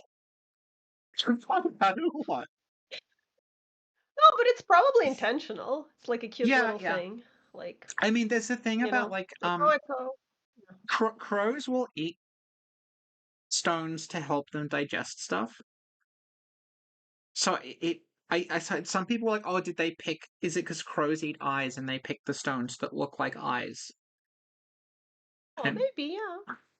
which Bloodborne character is most likely to have a rock tumbler to make the stones that smooth? A what? Like a thing you put What's a stones rock in it. tumbler? So rock. You put it's like a machine. It sort of looks like a blender, and you put stones in it, and it like tumbles them round, and they get like really smooth and shiny. Oh, why? Because they look nicer. Ah, okay. Like, okay. Who'd have that? Hang on, I can show you. Uh, Do you have the machine? no, I have a tumbled rock that a friend gave me.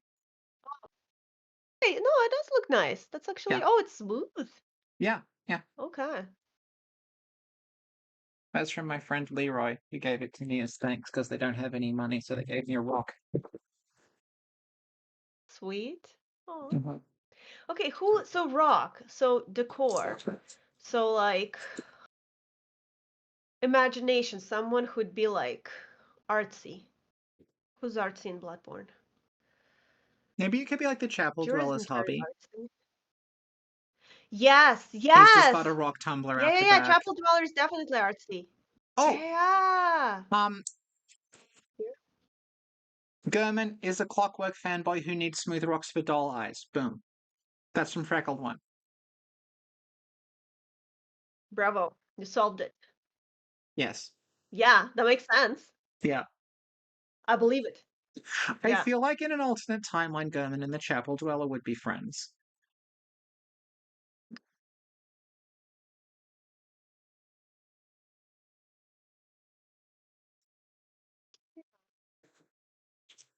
I feel like the Chapel Dweller would help him make the doll, like maybe make Yeah, yeah, dresses for yeah, her. It yeah, would be like cute. It would be like a slice of life anime. yeah. Okay. We're getting to the end of this, I fucking promise. Okay. In Okay, Elden Ring, okay. is Starscourge Radahn actually that big when you fight him, or is it just a video game spectacle? My partner and I disagree on the answer. Oh! Phantom Nova points out Blood Gem Workshop tool. People are like making the. Yeah, so it was that. Yeah. Yeah. Yes. Yeah. Okay. So, is Starscourge Radahn actually that big, or is it exaggerated video game spectacles? And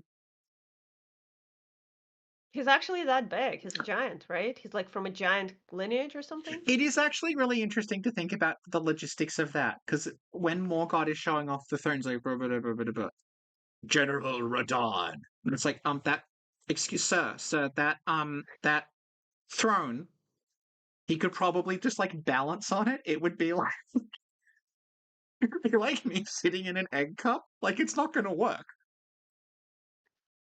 And then I'm sure someone's done a comparison. I don't have one on hand, but I'm fairly sure that, like, when you fight Promised Consort Radahn, he's pretty big, but he's not as big as he is when he might be the same. I don't know how big he is in comparison, but I think he's slightly smaller as Promised Consort. But also, Promised Consort's brought to life using Moog's body, so maybe that makes him smaller. Hang on, Sunny Celestial intro shows Radahn and Morgott are roughly the same size, so who knows? Maybe he got bigger. Steroids. When did he get big?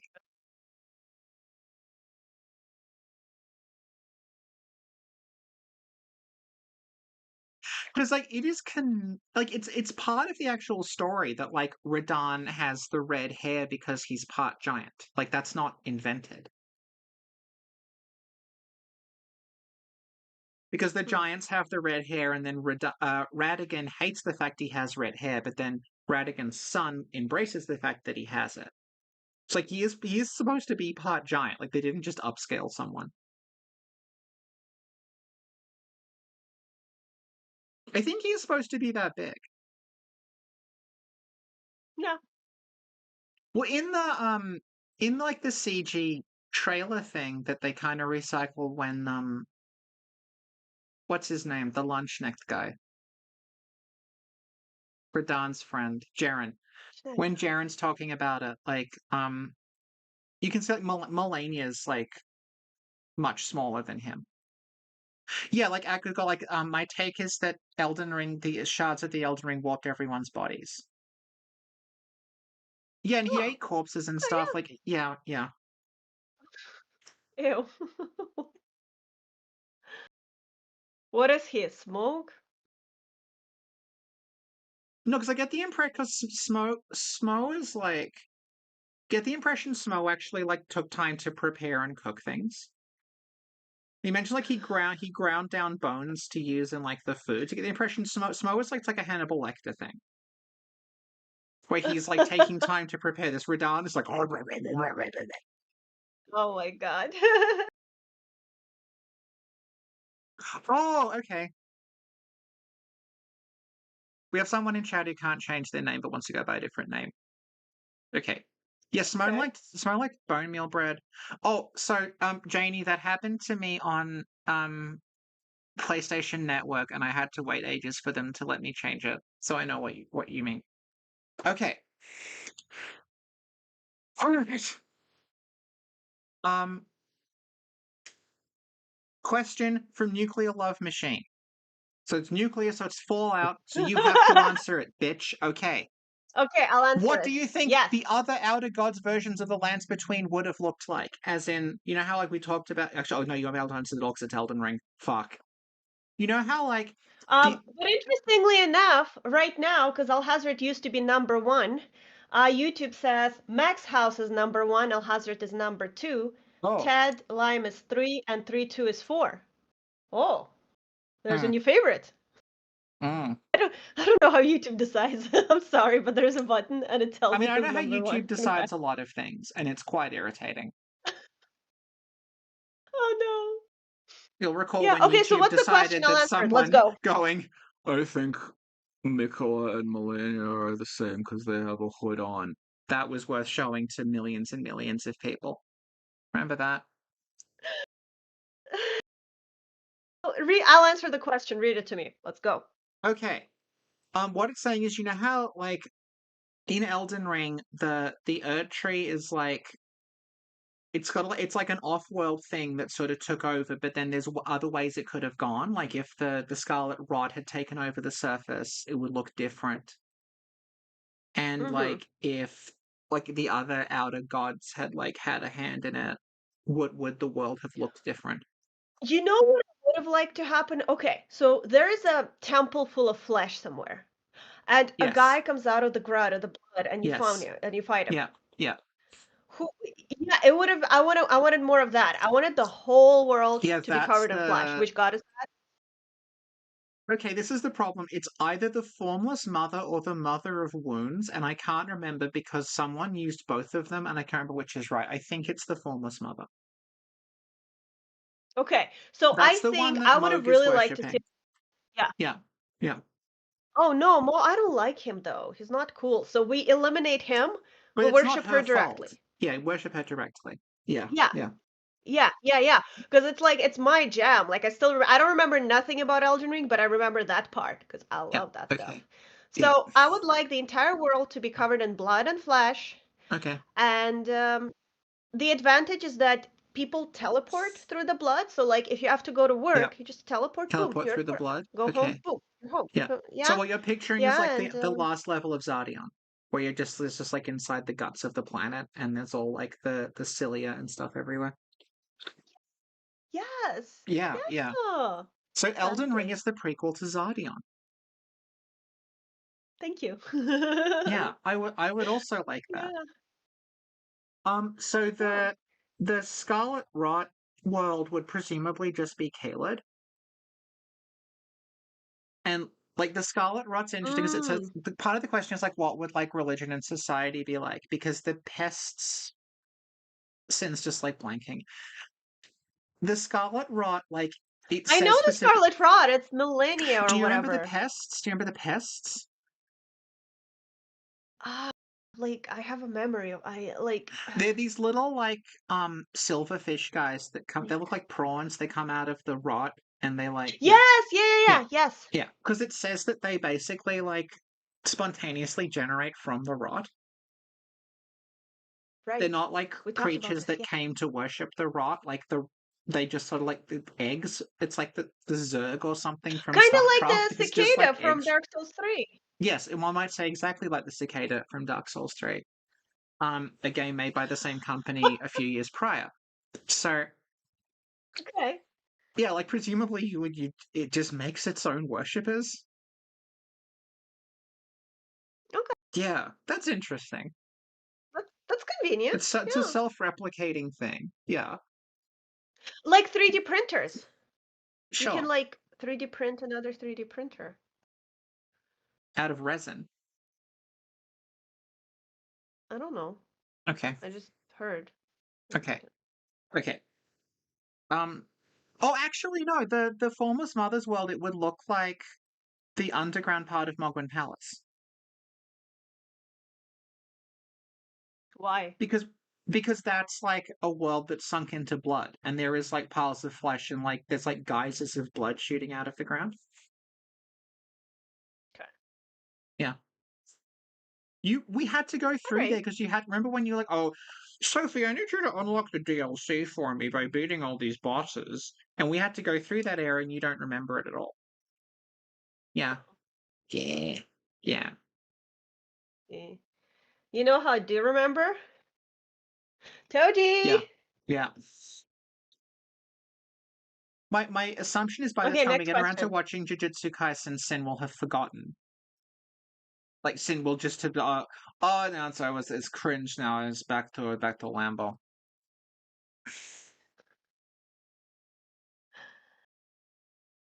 What other outer gods are there?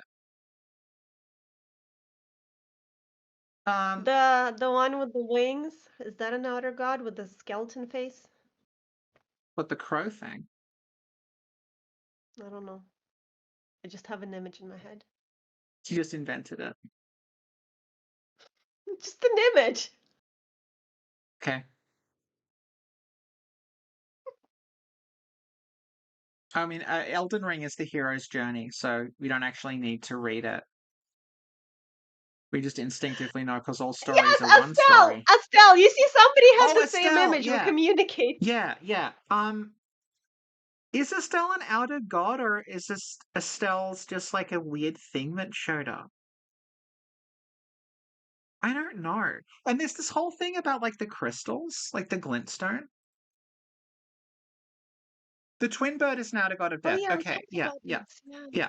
No, because it's this whole thing that's like the thing about Elden Ring that differentiates it from the other games, right, is that in the other Soulsborne Bukirosine games, like it's like Yeah. the story is written and then the details of the world are all something that feed back into the story at some point. So you can think about like the world of Dark Souls and be like, okay, like this is like there's this place and then there's like a swamp and then under the swamp there's like the hollow tree and under the hollow tree is the beach and then if you go this part of the swamp there's like Quellag's place and then behind Quellag's place there's like the lava place and beyond the lava place there's Lost Izalith and like it can seem to you like it's all these interconnected areas but actually every single one of those areas and everything you hear about in those Mhm. areas it feeds back into the central plot of the game like Mhm. they're all like either the cause of or the effect of something that like Gwyn did.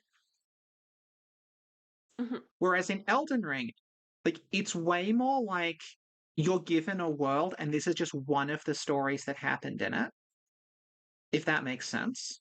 Like huge chunks of Elden Ring's world, they're not that relevant to like the central story that you're playing through with like the demigods in Marika and everything.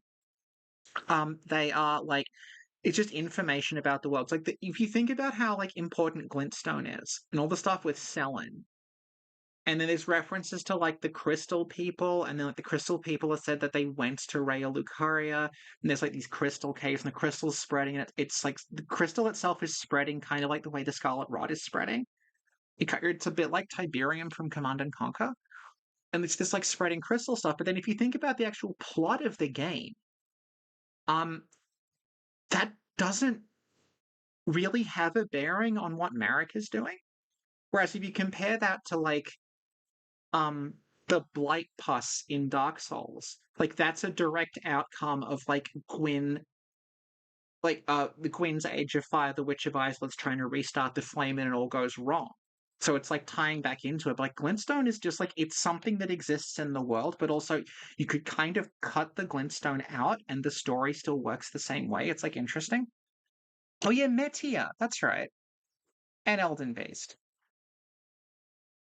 Yeah, so like that's the interesting thing about Elden Ring's world. And like Metia, where there's like the finger ruins. You remember the finger ruins, Sin? Ground's covered in No. fingers.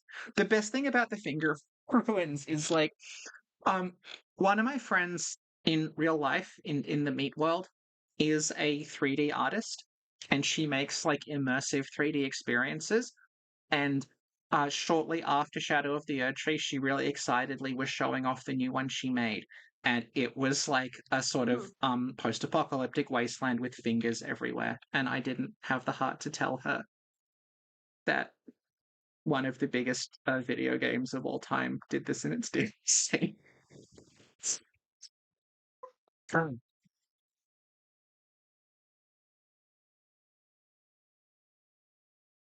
Okay, next question. okay, great. Um, Can you think of a reason lore-wise why pyromancy shifted throughout the Dark Souls series to being from being a more natural casting of fires passed down from teacher to pupil to the intelligence/faith-based system we see in Dark Souls 2 and Dark Souls 3? I understand pyromancies were originally based on now lost flame sorceries, but I also took the passing of the pyromancy flames to be something more personal that almost mirrored how the furtive pygmy shared the original Dark Soul. This is from Freckle Wonders in the chat, by the way.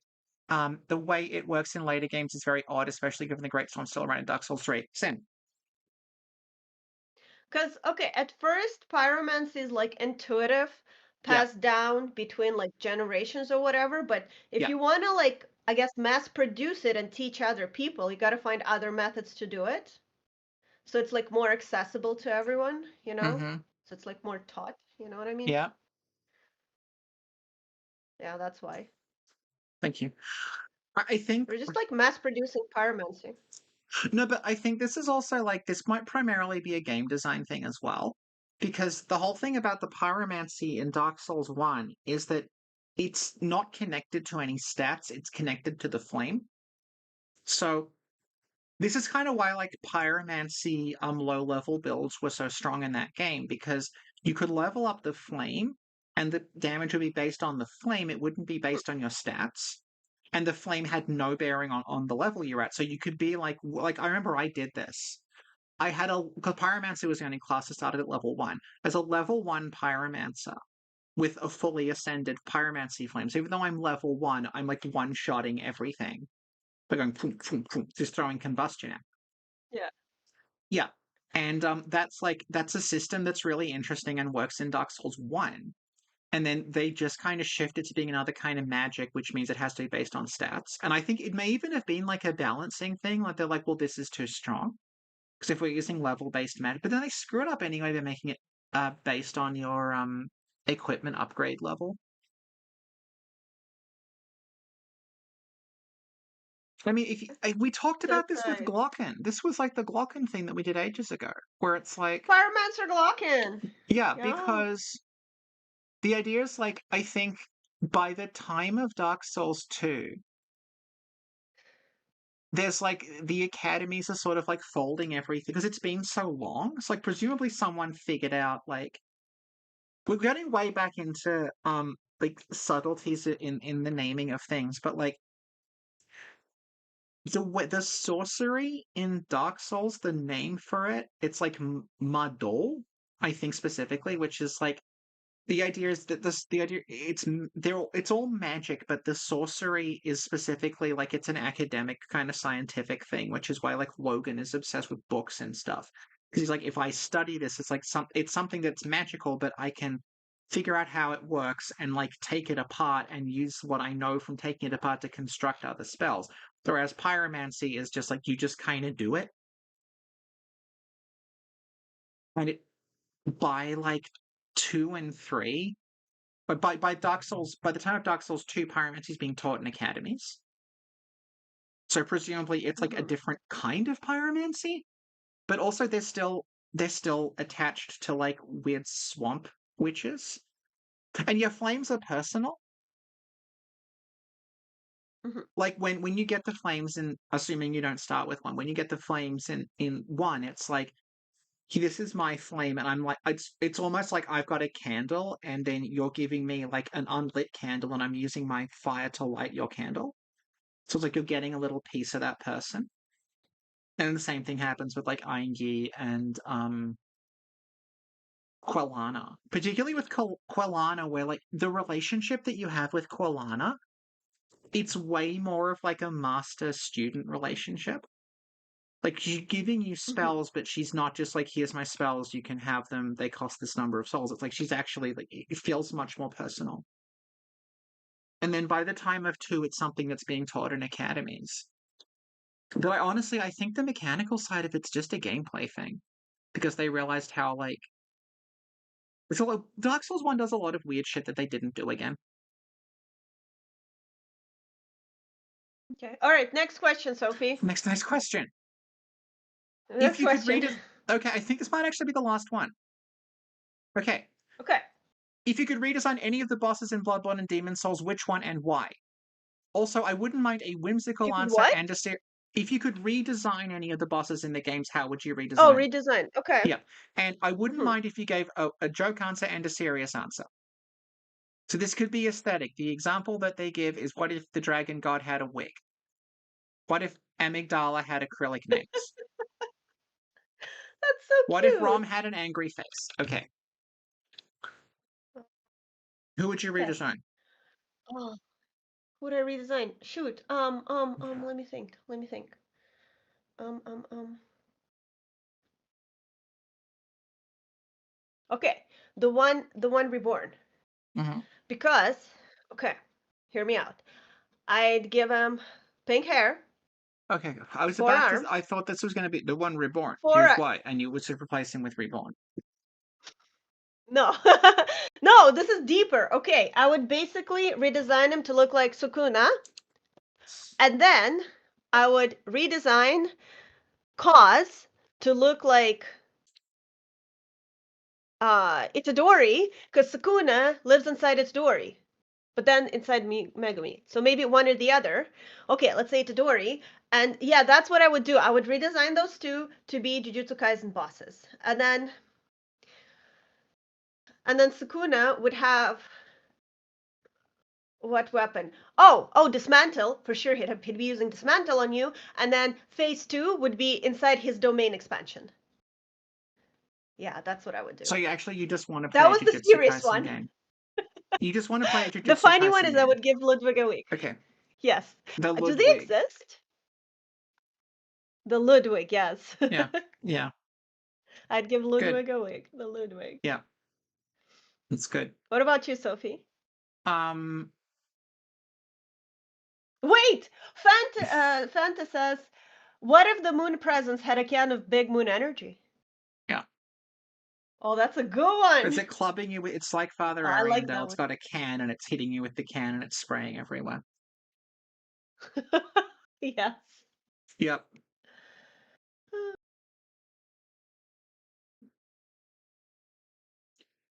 Um. I.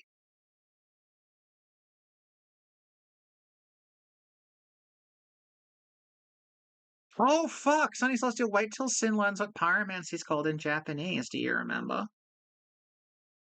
No, what is it? Fujutsu. No! Oh my god!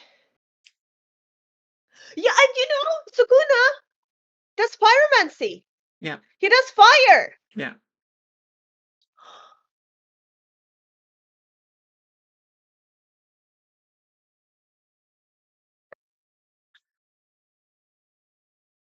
Good.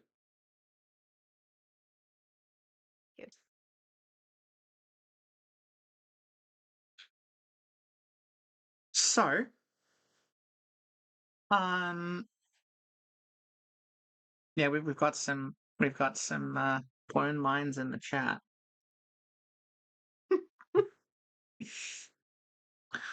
I would probably. I'm trying to think of like the bosses that got moved around and now they have to be someone else, but it's a little confusing.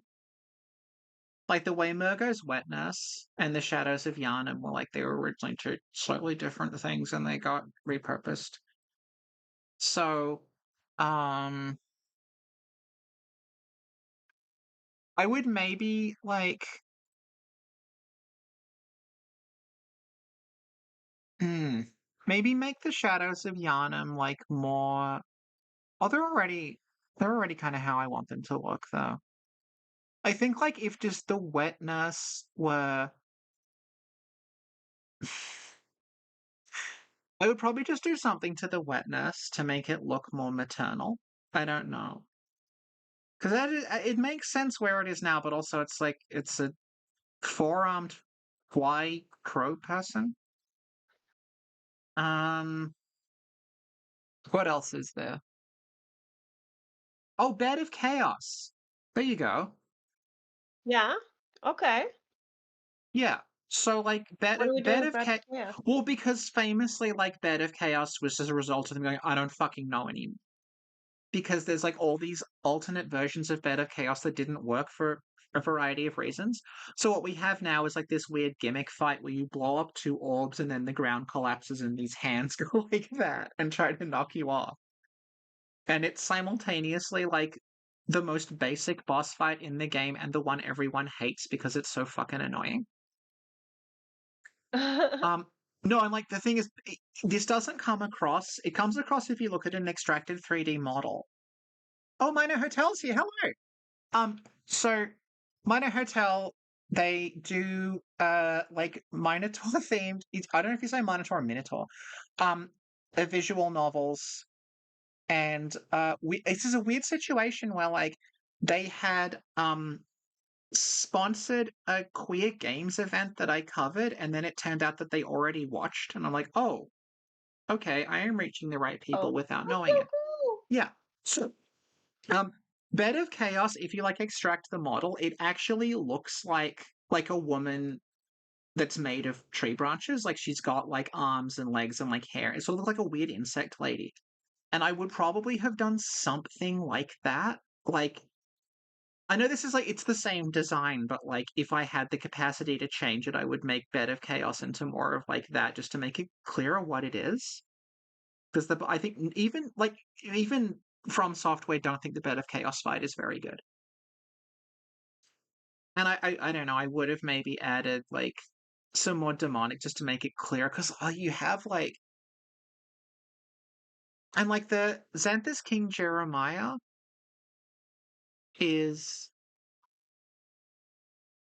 because he's called like Prince of Izalith at one point, and then there's like the thing about the parasitic wall hugger being like another version of him. So like I don't know, I would have like made a more demonic, fucked up version of Witch of Izalith with like weird bugs and stuff all over it. Maybe if you're gonna Mm-hmm. make her into a tree, you could have her as like a tree in the way that like bugs will nest in trees. So she'd have like holes in her that like things would crawl out of to sort of give more of a sense of like what this actually is. Because right now it's like there's just some weird orange marbles and then two brooms are trying to swipe me into a hole.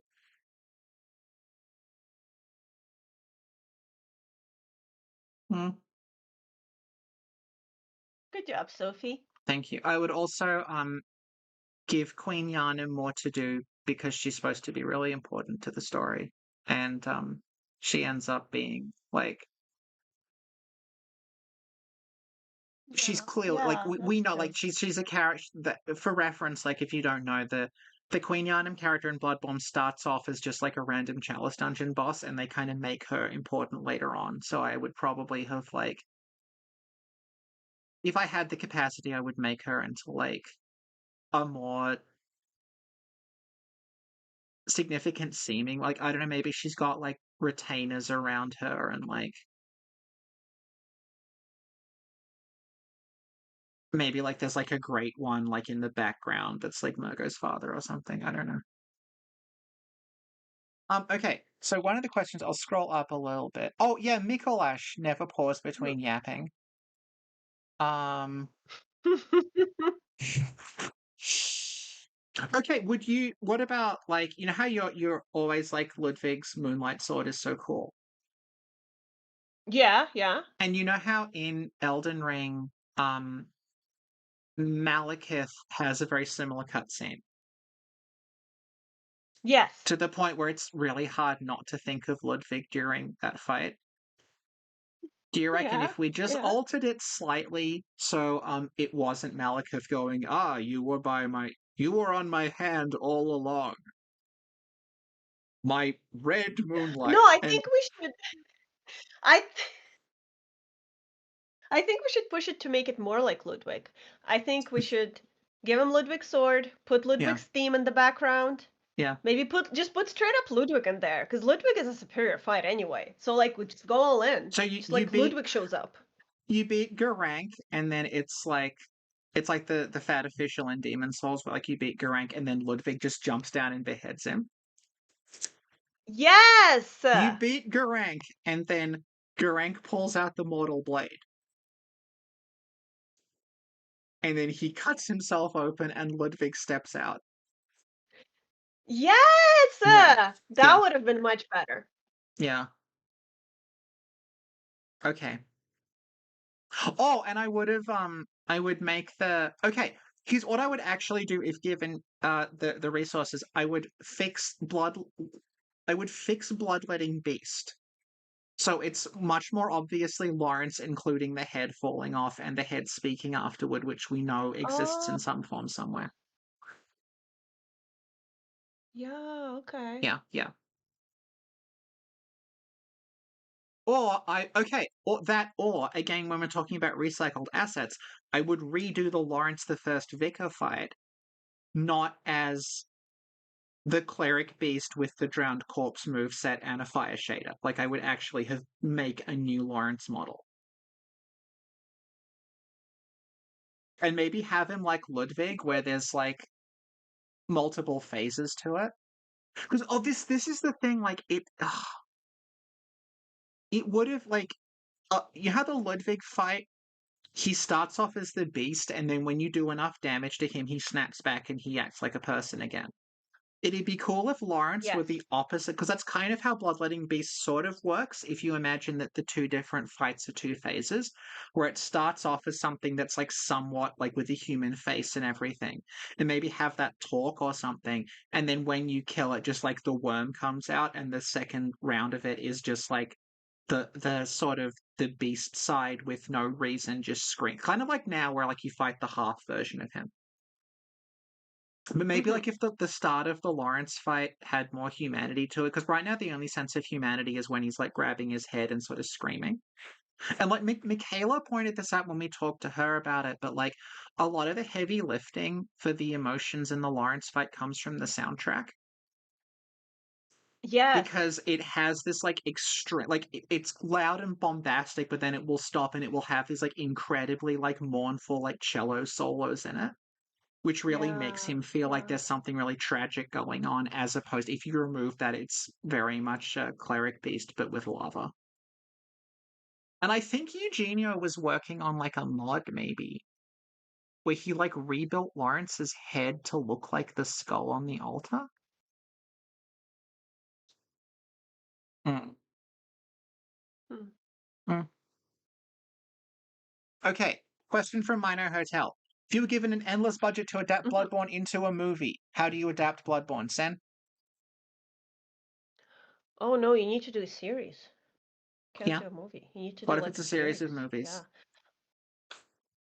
No, no, no, no, No. no. It No. doesn't work. Okay. So you like Fallout. They did pretty good with friggin' Fallout. I mean, Friggin' it's Fallout, so Fallout. they Yeah. get yeah get those people to do Bloodborne. Hmm. Um, yeah, just if you can make a series, just do it. Just, like I don't care. Recreate the entire game in a season or two or three, and then do a prequel in a season or two or three, and then do a sequel in a season or two or three, and then do individual spin-offs. It's perfect. Like you literally have the script. You literally have everything. You kind of You don't know? have a script for a Bloodborne movie though, because the game is not very talkative. Like it's Run it mostly through AI. It'll give you a no. script.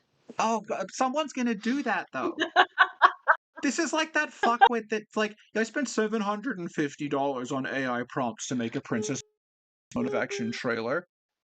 Like immediately after the guy who made Princess Mononoke said, "I hate AI. It's an insult to life."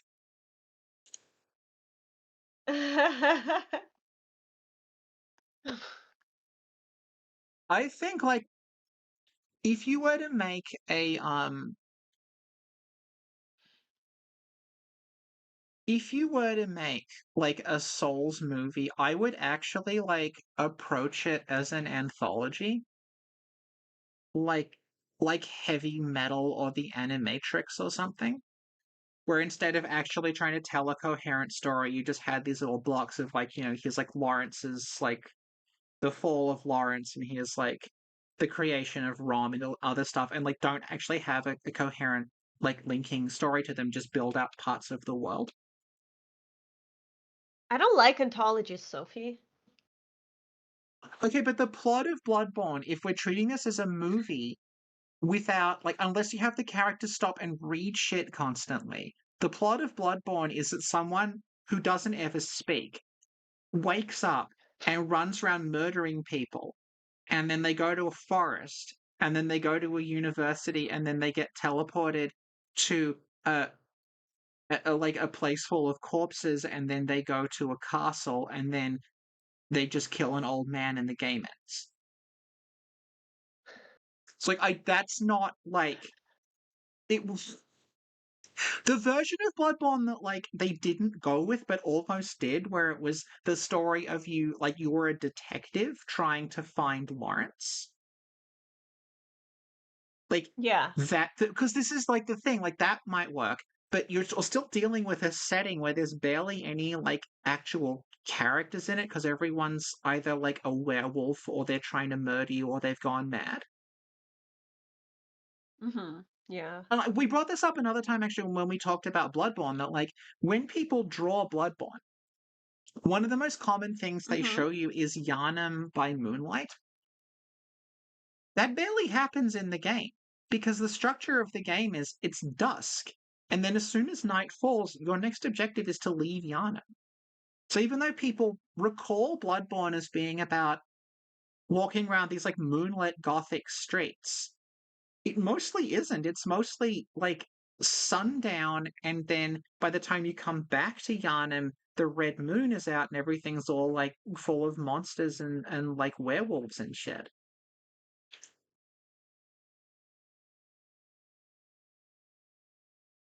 Anyway, Huh. I was concerned we were going to run out of material or not, or Meph's goal wouldn't be met and we'd have to go for longer. So I was going to show something else off for a bit. This is Okay. I just thought I'd show this off. This is from the 10th anniversary. So it's from last year. I didn't show it off then. I don't think I knew about it then. This is just a zine you can get on. I got mine on Itch, and it's 180 pages long, and it's just a bunch of contributions from different writers and artists, and there's like a cosplayer in there, and some of it's fiction. There's some articles on there in there about like how the clothing in Bloodborne works, like historically. There's stuff in there. There's like a little comic about Gascoigne. And I just thought I'd show this off. I'm not going to Cool. show off the whole thing because you should really actually like pay for it and get. I think it's free actually. Just get this thing. Mhm. It's called. Um, I'll show you the cover. Hang on. Hunter's Mark. I'm pretty sure this is free. And yeah, see, it's got like we have a little story about Gascoigne, like a comic about how he kills Viola.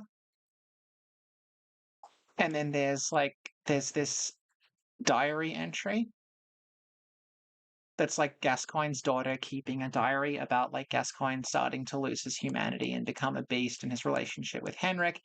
There's other stuff in there. There's like a story Oh. about like Eileen as a child and like her mentor. There's like Chapel Dweller comic there. Here's another diary. Oh yeah, the different ESF because there's like another little like Yharnam diary.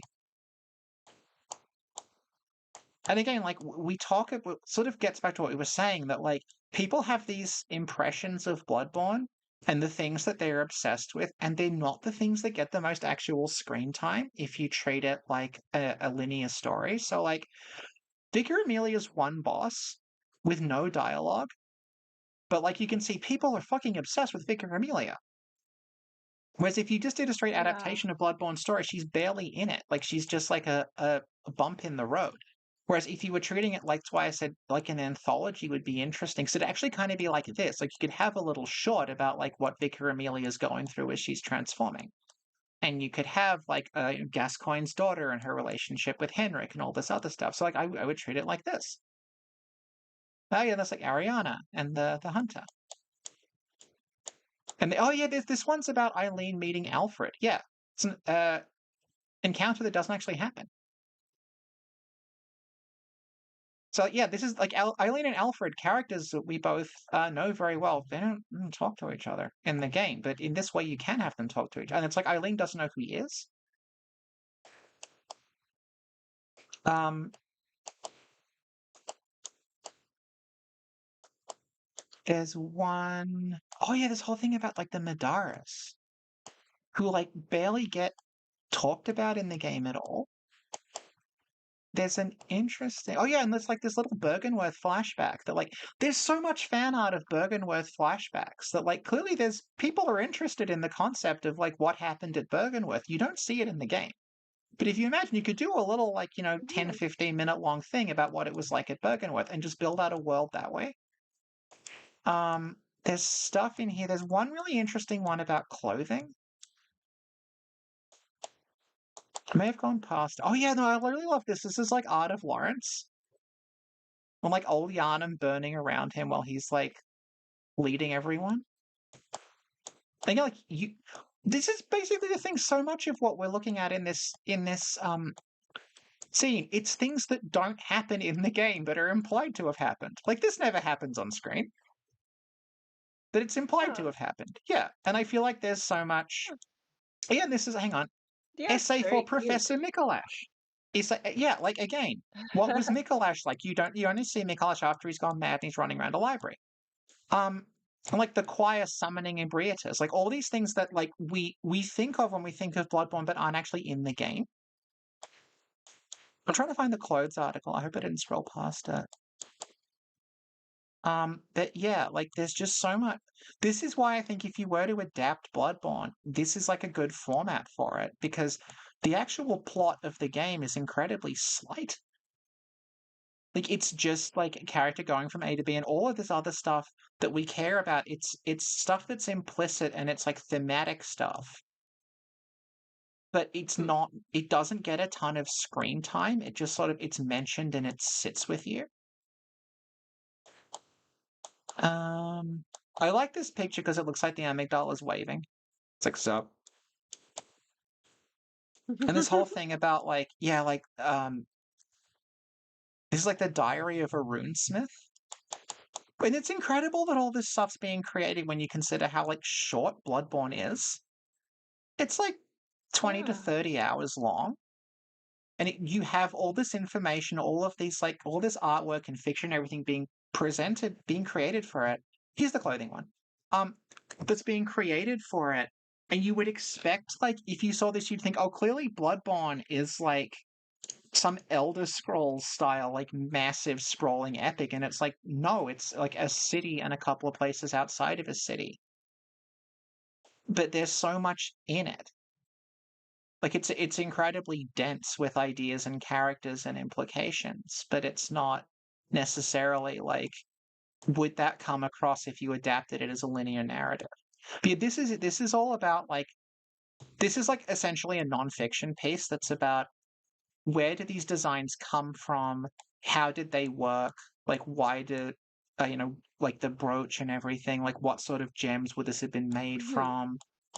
Like the and this whole thing about like Jura and Maria dress similarly, but like because there's a class difference between them, like Maria's wearing like a very like she's basically wearing like sort of middle class attire, and Jura's wearing like this beat up old coat. So like all this shit's really fascinating, and this is like yeah, this is uh why I say I don't think a linear adaptation's that good an idea. Anyway.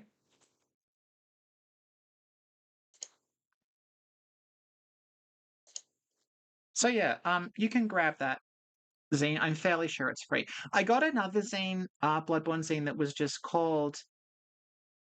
I think it's called Abhorrent Beasts and Where to Find Them. But it was quite short and it was artwork, and I didn't want to show it off because it was one. I think it was. I think you did have to pay for it, and I didn't want to show it off because if I'm showing it off, you basically just read the whole thing anyway. So, okay, one more question from Janie. Mhm. What's a game series or obscure game you would like to cover other than Zardia? Sin. Don't say Jujutsu Obscure Kaisen is games? not I obscure. would like to. Don't say it's yeah. Jujutsu Kaisen is not obscure or a video game. Um. Well, so here's a list. Yeah, so You have a whole yeah, list of games and animus that we need to yeah. cover. Yeah, so it's not out Yeah, so yet, but that. we did already record it. We have an episode on a JRPG called Eternal Felina that we are since frozen. Oh, she's back now. There's a JRPG called Eternal Felina. We have recorded that. It's just being edited right now. And that's an SNES RPG that is like notable in that it's a game from 1995 where the lead character is explicitly gay. Did not get translated into English, surprising nobody. But like, it's explicitly the story of like it's like the central romance is a gay couple, which you fucking that's incredibly rare. It's not like implicitly. It's like no, they're literally sleeping in the same bed at one point. Um, and we talk about that, and that actually ended up quite complicated because it's based on a light novel. So I actually had to go and read the light novel, and we start noting like the differences between like the game and the light novel. And what's interesting is like in some ways the game is like more sort of like affirming than the light novel is because I'm kind of spoiling the ending. But basically, like the light novel is giving you all this stuff about the character's internal thoughts, and a lot of what she's thinking is a little problematic. And I know it's like from 35 to 40 years ago.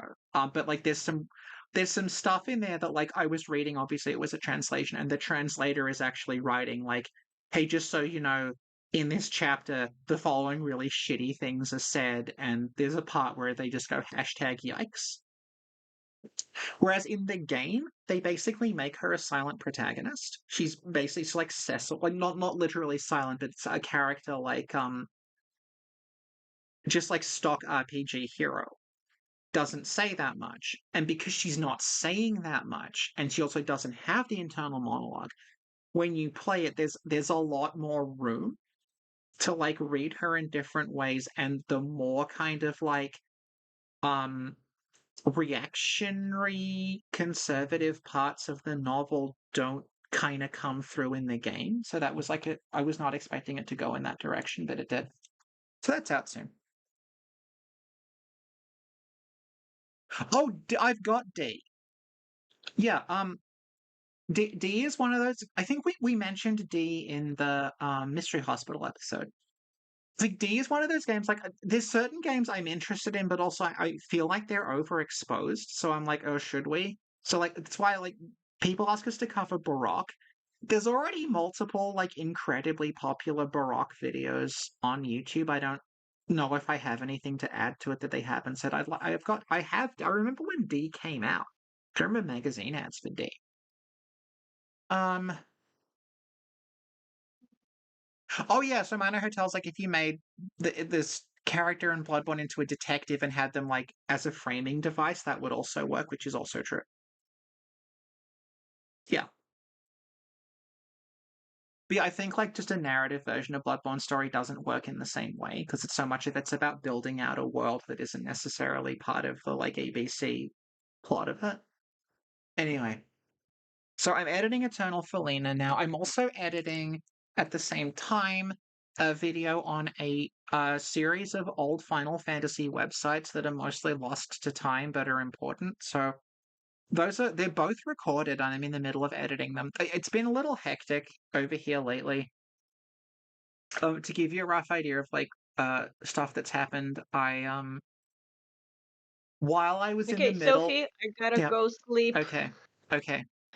Yeah, I should have gone like an hour ago, but Yeah. okay, I'ma go. You keep at it. Yes. Good job, Okay. I'm everyone. gonna We go did soon it. anyway. Okay. Let's reach 200% in the next 110. hour. Okay. I'll let you know. No, no, Okay. honestly, good job, everyone. It's really, really cool and it's really Yeah. appreciated. Yeah. All right. Okay. Okay. Well, it was nice seeing everyone. We should do this more often. And Sure. Yeah. I'll see you later. Have a good Okay. night, Sophie. Bye. Good night, everyone. Bye. Bye. Okay. So Discord's gonna kick me out of the call pretty soon because it's gonna say why you in a call with nobody. But yeah. So to give a rough idea of what's been going on, like I got a phone call at one point asking if I could prepare and deliver a speech in the next 2 hours to the mayor because the person they wanted couldn't make it. So that's sort of a rough idea of what's been going on in my life lately. It's been quite like hectic. So but that's done now. So what I'm going to do is I'm going to end the stream, which has now been going for 3 hours and 45 minutes. And I'm going to go back to working on Eternal Felina. So I will see you all then. Thank you so much for everybody who donated. We are at, I will just do one more fast check. We are at 110% of the goal. So not only did we hit the goal, we have gone over it. So we're safe for now. Feel free to continue donating because it does cost more than that to run. Thank you everyone who showed up. I'm glad that I think we got through all the questions. So thanks to everyone who asked, and we will see you around.